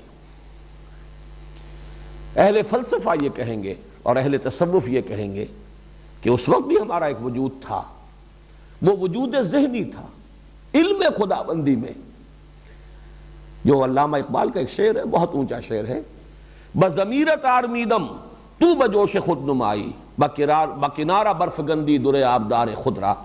اے اللہ میں تو تیری ہستی کے اندر آرام سے سویا ہوا تھا۔ کیا معنی ہے اس کے؟ کہ میری ذات کا علم اللہ کو ہمیشہ سے ہے۔ میرا وجود آج سے 60 سال پہلے ہوا ہوگا اس دنیا کے اندر، اس سے پہلے کہہ لیجئے ہزارہ سال پہلے میری روح وجود میں آئی ہوگی، لیکن میری اس روح اور میرے اس وجود مادی کا علم اللہ کو تو ہمیشہ سے ہے۔ تو میرا وہ وجود علمی جو ہے وہ تو ہمیشہ سے ہے، وہ تو اللہ تعالیٰ کی ذات کے ساتھ قائم تھا۔ بضمیرت آرمیدم تو بجوش خود نمائی، بکنارہ برف گندی در آبدار خدرا۔ جیسے سی پی کے اندر موتی جو ہے وہ بن رہا ہوتا ہے خوبصورت، یہ اس کی اپنی جو ہے تخلیق ہے سی پی کی، پھر وہ سی پی کا منہ کھلتا ہے اور وہ اپنے اس موتی کو باہر پھینکتی ہے تاکہ معلوم ہو دنیا کو کہ اس نے کیا بنایا ہے، کیا اس کی تخلیق ہے، کس قدر حسین تخلیق ہے۔ تو پروردگار میں تو تھا، لیکن یہ کہ مجھے اپنا نہ کوئی شعور تھا، تیری ذات کے اندر میری وہ علمی ایک وجود کی کیفیت باقی تھی۔ وجود خارجی ہمارا پہلے ہوا، وہ ہوا عالم ارواح میں روح کی حیثیت میں، پھر اس کے بعد ایک نیند ہم پر طاری کر دی گئی، کولڈ سٹوریج میں ڈال دیے گئے، پھر ہمارا تعلق اس جسد کے ساتھ رحم مادر میں قائم کیا گیا۔ حدیث میں بھی آیا ہے اور سورہ مومنون میں قرآن مجید میں بھی ہے، حدیث میں آیا ہے کہ جنین جو ہے رحم مادر میں، آج لفظ جنین بھی آیا تھا ہمارے درس میں، وہ ایک عرصہ اس پر نطفے کی شکل میں ہے، پھر کچھ وقت جو ہے اس کا علقہ ہے، پھر وہ علقہ جو ہے وہ پھر مضغہ بنتا ہے، پھر یہ کہ اللہ تعالیٰ فرشتے کو بھیجتا ہے جو اس میں روح پھونک دیتا ہے، فَيَنْفَخُ فِيهِ الروح۔ اس روح کو لوگوں نے سمجھا ہے زندگی نہیں، زندگی تو نطفہ بھی زندہ تھا۔ آپ کو معلوم ہے سپرمیٹوزوان جو مرد کا جرثومہ ہوتا ہے اس میں تو بڑی حرکت ہوتی ہے، بڑی تیزی کے ساتھ، جوش و خروش کے ساتھ متحرک ہوتا ہے، وہ زندہ شے ہے، مردہ شے تو نہیں ہے۔ اسی طرح عورت کی طرف سے آنے والا جرثومہ جو ہے اووم، وہ بھی ایک زندہ شے ہے، لیونگ اینٹیٹی ہے۔ تو حیات جس شے کا نام ہے وہ تو پہلے سے تھی، اصل میں وہ روح وہ ہے جو کولڈ سٹوریج میں، جو اس شخص کی، اس انسان کی معین روح تھی، وہاں سے لا کر اس کا تعلق قائم کیا گیا۔ یہ ہماری زندگی کا تیسرا دور۔ اس کے بعد موت آئے گی، ہم نہیں کہہ سکتے کتنے ہزار سال ہم اس عالم برزخ میں پڑے رہے۔ حضرت آدم کے زمانے کے لوگ کتنے ہزار برس ہو گئے کہ وہ عالم برزخ میں ہیں، ابھی ہم کچھ نہیں کہہ سکتے، طویل بھی ہو سکتی ہے۔ اور جو آخری زمانے کے لوگ ہوں گے ان کا ظاہر بات ہے وہ وقفہ تھوڑا ہوگا، اس جو پہلے زمانے میں گزر چکے ہیں ان کی وہ عالم برزخ کی زندگی زیادہ ہے، لیکن بعد میں آنے والوں کی وہ جو موت پہلی تھی وہ لمبی تھی۔ عالم ارواح کے بعد اس دنیا میں آنے تک کا وقفہ ان کا لمبا تھا، لیکن یہ سارا کوانٹیٹیٹو فرق ہے۔ لیکن یہ کہ اصل وہی ہے 5 ادوار۔ 5 ادوار سے پہلے ہمارا وجود علمی تھا، ذات باری تعالیٰ میں علم کی حیثیت سے ہمارا ایک تشخص، ہمارا وجود تھا۔ اور ادھر انا الیہ راجعون۔ اب یہاں بھی خاص طور پر نوٹ کیجئے، جب لفظ ثم آیا ہے اس کے کوئی معنی ہے۔ ثم تراخی کے لیے اس میں بھی ذرا ایک تاخیر کے ساتھ تراخی آتی ہے، اس اعتبار سے کنتم امواتا فاحیاکم ثم یمیتکم ثم یحییکم ثم الیہ ترجعون۔ ثم یحییکم پر بات ختم نہیں ہو گئی ہے، پھر تم لوٹا دیے جاؤ گے اس کی طرف۔ تو ہو سکتا ہے بعض لوگوں کی رائے ہے، فلسفیانہ باتیں ہیں یہ ہمارے عام جو اہل سنت کے عقائد ہیں اس سے ان کا تعلق نہیں ہے، فلسفیانہ ہے، صرف علمی ایک دلچسپی کے طور پر آپ کے سامنے رکھ رہا ہوں کہ یہ در حقیقت یوں سمجھیے کہ ارواح انسانی کا جہاں تک معاملہ ہے وہ پھر ذات باری تعالیٰ کے ساتھ ہی ان کا ایک تعلق قائم ہو جائے گا۔ اس دنیا میں بھی روح انسانی کا براہ راست ربط اور تعلق ذات باری تعالیٰ کے ساتھ ہے، جس کو کہا گیا ہے کہ در حقیقت جیسے سورج کی شعاعیں ہوتی ہیں وہ کروڑ ہا میل آ کر بھی سورج سے سلسلہ منقطع نہیں ہوتا، وہ کرن جو ہے وہ اپنے اصل منبع سے جدا نہیں ہے، علیحدہ نہیں ہے۔ اور یہ بھی معلوم ہوا ہے کہ یہ جو سورج کی شعاعیں ہیں ان کے اندر بھی ایک ٹینڈنسی ہے ٹو ریٹرن ٹو دی سن، یہ چکر لگا کر اور ایک کرو بنا کر ان کی ٹینڈنسی جو ہے انہیرنٹ وہ یہی ہے کہ یہ واپس اپنے مرکز اور منبع کی طرف لوٹ جانا چاہتی ہیں۔ تو انا للہ و انا الیہ راجعون، اول و آخر ذات باری تعالیٰ ہے۔ البتہ یہ ہے کہ وہاں سے یہ روحیں کیسے وجود میں آئیں، اب یہ ایک مسئلہ بہت ٹیڑھا ہو جائے گا۔ پھر یہ ہے کہ عالم آخرہ کے بعد کوئی منزل ہے یا بس وہی جنت اور دوزخ ہی کا تسلسل اور دوام ہے، اس کو بھی چھوڑ دیجئے۔ یہ وہ چیزیں ہیں کہ جو صراحتاً اور تفصیلاً قرآن اور حدیث میں مذکور نہیں ہیں، لہذا اسپیکولیشن کا دائرہ اس میں کھلا ہوا ہے، اپنی اپنی سوچ کے مطابق، اپنے اپنے ذوق کے مطابق۔ لیکن یہ ضرور ہے انا للہ و انا الیہ راجعون کے مابین حیات انسانی کے 5 ادوار۔ پہلا دور شعور کے ساتھ عالم ارواح میں، دوسرا دور بے شعوری کے ساتھ پہلی نیند اور یہ پہلی موت ہے جو ہم گزار آئے، تیسرا دور یہ حیات دنیاوی اس جسد مادی کے ساتھ، شعور بھی ہے، حیات بھی ہے، جسد مادی بھی ہے۔ چوتھا دور وہ موت نیم شعوری کا دور ہے، حیات نیم شعور، اور یہ وہ ہے کہ جو عالم برزخ کی حیات برزخی، ہم اسے موت کہتے نہیں، حیات برزخی۔ پانچواں دور حیات اخروی۔ تو انا للہ و انا الیہ راجعون کے مابین حیات انسانی کے یہ 5 دور، کیف تکفرون، ذرا غور تو کرو۔ اللہ نے تمہیں جن جن ادوار سے گزارا ہے، مجھے اس مولانا روم کا ایک شعر یاد آ رہا ہے، ویسے وہ انہوں نے ارتقاء کے سلسلے میں کہا ہے کہ 780 پیکر دیدہ ام پسچے ترسم کے زمردن کم شوم۔ میں تو 780 پیکر تو پہلے ہی ہے جو بتا آیا ہوں، نہ معلوم کن کن شکلوں میں، جمادات میں تھا، پھر نباتات میں آیا، پھر حیوانات میں آیا، پھر ارتقاء کے مراحل طے ہوئے، پھر کہیں سے کہیں پہنچا۔ 780 پیکر دیدہ ام پسچے ترسم کے زمردم کم شوم۔ مجھے کیا اندیشہ ہے کہ موت مجھ میں کچھ کمی کر دے گی، میں مرنے سے کچھ کم ہو جاؤں گا؟ میری تو اگلی منزل پہلے سے بہتر آ رہی ہے، ہر آنے والی منزل۔ وَلَلْآخِرَةُ خَيْرٌ لَكَ مِنَ الْأُولَىٰ، اگر انسان سیدھے راستے پر آ جائے، حق پر آ جائے، ہدایت پر آ جائے، تو اس کی تو ہر آنے والی منزل پچھلی منزل سے بہتر ہوگی۔ اس کے لیے تو در حقیقت ترقی ہے، لَتَرْكَبُنَّ طَبَقًا عَن طَبَقٍ، تم چڑھو گے، بڑھو گے، بلند ہوگے، طبقہ طبقہ، درجہ بر درجہ، سیڑھی بسیڑھی۔ بہرحال یہ آیت مبارکہ جو ہے جیسا کہ میں نے عرض کیا، اور سورہ مومن کی آیات 10 اور 11 کے ساتھ ملا کر یہ ہے تو اسے پیمانہ امروز و فردا سے نہ ناپ، جاویداں پہ ہم دواں ہر دم جواں ہے زندگی۔ اور درمیان میں جو ہے یہ وقفہ، ایک موت ادھر ایک موت ادھر، درمیان میں حیات دنیاوی، یہ ہمارا امتحانی وقفہ ہے۔ قلزم ہستی سے تو ابھرا ہے مانند حباب، اس زیاں خانے میں تیرا امتحان ہے زندگی۔ اب تمہیں جسم دے کر بھیجا گیا، ہاتھ دیے، پاؤں دیے، صلاحیت دی، جسم کے اندر طاقت رکھی، تمہارے اندر امنگ رکھی، اب کر کے دکھاؤ۔ آئے یہ گوئے ہے اور یہ چوگان، آؤ پروو یور ورتھ، ثابت کرو تم کیا ہو۔ خلق الموت والحیات لیبلوکم ایکم احسن عملا۔ اب یہاں بھی میں نے نکتہ اس مضمون میں لکھا ہے کہ موت کو بھی ایک سلبی حقیقت نہیں کہا قرآن نے، خلق الموت، موت کو پیدا کیا۔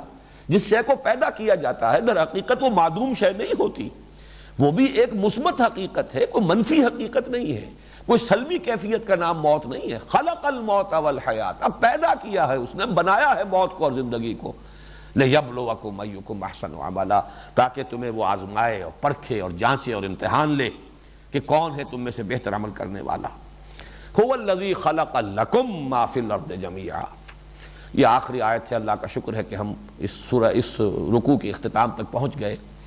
اس کا اصل جو ربط ہے وہ اگلے رکوع سے چلے گا۔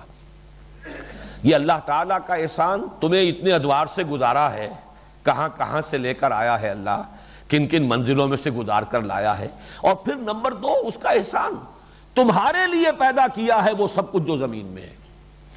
یہ انسان کا مرتبہ اور انسان کا مقام، انسان کی حیثیت، انسان کی اہمیت، یہ آیت جو ہے، چونکہ اس کے فوراً بعد اب خلافت عرضی کی بات شروع ہوگی چوتھے رکوع میں، وَإِذْ قَالَ رَبُّكَ لِلْمَلَائِكَةِ إِنِّي جَاعِلٌ فِي الْأَرْضِ خَلِيفَةً تو خلق لکم ما فی الارض جميعا۔ اس سے آپ اندازہ کیجئے ذرا اپنی اہمیت کا، اپنی خودی پہچان ہو غافل انسان، یہ سب کچھ تمہارے لیے پیدا کیا گیا ہے، جو کچھ زمین میں تمہارے لیے پیدا کیا گیا۔ هو الذی خلق لکم ما فی الارض جميعا، بنایا تمہارے لیے۔ حدیث میں بھی اس کی تعبیر بڑی خوبصورت ہے، انما الدنیا خلقت لکم وانتم خلقتم للآخرہ، یہ دنیا تمہارے لیے بنائی گئی لیکن تم آخرت کے لیے بنائے گئے ہو۔ تمہارا اصل گھر یہ نہیں ہے، وہ ہے، بلکہ یہ تو تمہارے آزمائش کے لیے ایک میدان فراہم کر دیا، یہ ایگزامینیشن ہال ہے، یہ نہیں ہے اصل زندگی۔ یہاں تو تمہیں آزمایا جا رہا ہے، کچھ دے کر آزمایا جا رہا ہے، کچھ صلاحیتیں دے کر آزمایا جا رہا ہے۔ اس میں ذرا نوٹ کر لیجئے، قرآن مجید میں خلقہ اور سخرہ اس میں فرق ہے۔ چنانچہ سخرہ لکم میں تو آتا ہے آسمانوں اور زمین کی ہر شے تمہارے لیے مسخر کر دی گئی۔ البتہ خلق لکم یہ میں نے تلاش کیا، مجھے گمان تھا کہ شاید آسمانوں اور زمین کی تمام چیزیں تمہارے لیے بنائی گئیں، لیکن آج تو میں تلاش نہیں کر سکا، مجھے کوئی نظیر نہیں ملی ہے۔ لکم کے ساتھ تو یہی ہے، خلق لکم ما فی الارض جميعا، تمہارے لیے بنایا گیا ہے جو کچھ بھی ہے زمین میں کل کا کل۔ جميعا کا ایک اور مفہوم بھی کچھ لوگوں نے لیا، تم سب کے لیے ہے، یعنی ایک مشترک ملکیت ہے یہ، یا مشترک مفاد کے لیے ہے، انتفاع جو ہے سب کا مشترک ہونا چاہیے۔ یہ بالکل اگرچہ خالص نحوی اعتبار سے اس کا امکان موجود ہے، لیکن میرے نزدیک جو اصل جو در و بست ہے الفاظ کا، جو سیاق و سباق ہے، اس میں یہی ہے کہ تمہارے لیے سب کچھ جو زمین میں ہے کل کا کل تمہارے لیے بنایا گیا۔ هو الذی خلق لکم ما فی الارض جميعا، البتہ سخر لکم، سورہ لقمان کی آیت نمبر 20 میں فرمایا گیا، الم تروا ان اللہ سخر لکم ما فی السماوات وما فی الارض، کیا تم دیکھتے نہیں اللہ نے جو کچھ آسمانوں میں ہے اور جو کچھ زمین میں تمہارے لیے مسخر کر دیا ہے۔ اور یہی سورہ جاسیہ میں آیا ہے، سخر لکم ما فی السماوات وما فی الارض جميعا منہ، کل کا کل جو آسمانوں میں اور زمین میں ہے اللہ تعالیٰ کی طرف سے وہ تمہارے لیے مسخر کر دیا گیا۔ اس مسخر کے بھی 2 معنی ہیں، ایک تو یہ کہ تمہاری خدمت میں لگا دیا ہے، تمہاری ضروریات کی بہم رسانی میں لگا دیا ہے۔ سورج تمہاری فصلیں پکا رہا ہے، تمہاری ہواؤں کو حرکت میں لا رہا ہے، پانی کو بخارات بنا کر اوپر لے جا رہا ہے، بارش کے برسنے کا نظام ہے، یہ سب تمہارے چاکر ہیں، نوکر ہیں، تمہارے فائدے کے لیے، تمہاری خدمت کے لیے۔ لیکن میں یہ سمجھتا ہوں کہ سخر لکم میں یہ بھی ہے کہ کل کائنات انسان کی جو رسائی ہے تسخیر کی، اس کی رسائی جو ہے پوری کائنات کو محیط ہے۔ اس اعتبار سے جو دجالی فتنے کے جو اثرات آتے ہیں وہ دجالیت اس لیے بن گئی کہ صرف مادی علم بڑھتا چلا جا رہا ہے، انسان مسخر کرتا چلا جا رہا ہے، قابو میں لا رہا ہے تمام عناصر فطرت کو، تمام قوانین قدرت اس کے علم میں آ رہے ہیں، تمام عناصر جو ہے اس پر اس کا اقتدار اور غلبہ قائم ہوتا چلا جا رہا ہے۔ تو معلوم یہ ہوا کہ تسخیر کے یہ دونوں مفہوم اپنی جگہ صحیح ہوں گے۔ ایک تو یہ کہ تمہاری خدمت میں، تمہاری ضروریات کی بہم رسانی میں لگا دیا، سخر لکم، وہ تو پھر بہت مرتبہ یہ مضمون آیا ہے، لیکن سخر لکم تمہارے لیے مسخر کر دیا، یعنی تمہاری رسائی ہے کہ تم ان پر قابو پاؤ، ان پر کنٹرول کرو، ان کو ایکسپلائٹ کرو، ان سے کام لو، ان سے فائدہ اٹھاؤ، اس کی قوت بھی تمہیں دے دی گئی۔ اب یہ دونوں چیزیں وہ ہے کہ جن کا تعلق جو ہے اگلے رکوع کی آیت سے، جیسا کہ میں نے کہا خلافت عرضی، حضرت آدم علیہ السلام کا جو مقام و مرتبہ ہے، تو یہ اصل میں فلسفے کے وہ مضامین ہیں۔ کتنا وقت ہے ابھی؟ اس آیت کا ایک حصہ ذرا سا باقی رہ گیا ہے، ثم استوى الى السماء فسواهن 7 سماوات وهو بكل شيء عليم۔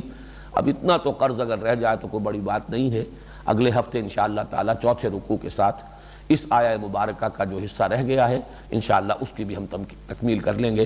بارک اللہ لی و لکم فی القرآن العظیم ونفعنی وإیاکم بالآیات والذکر الحکیم۔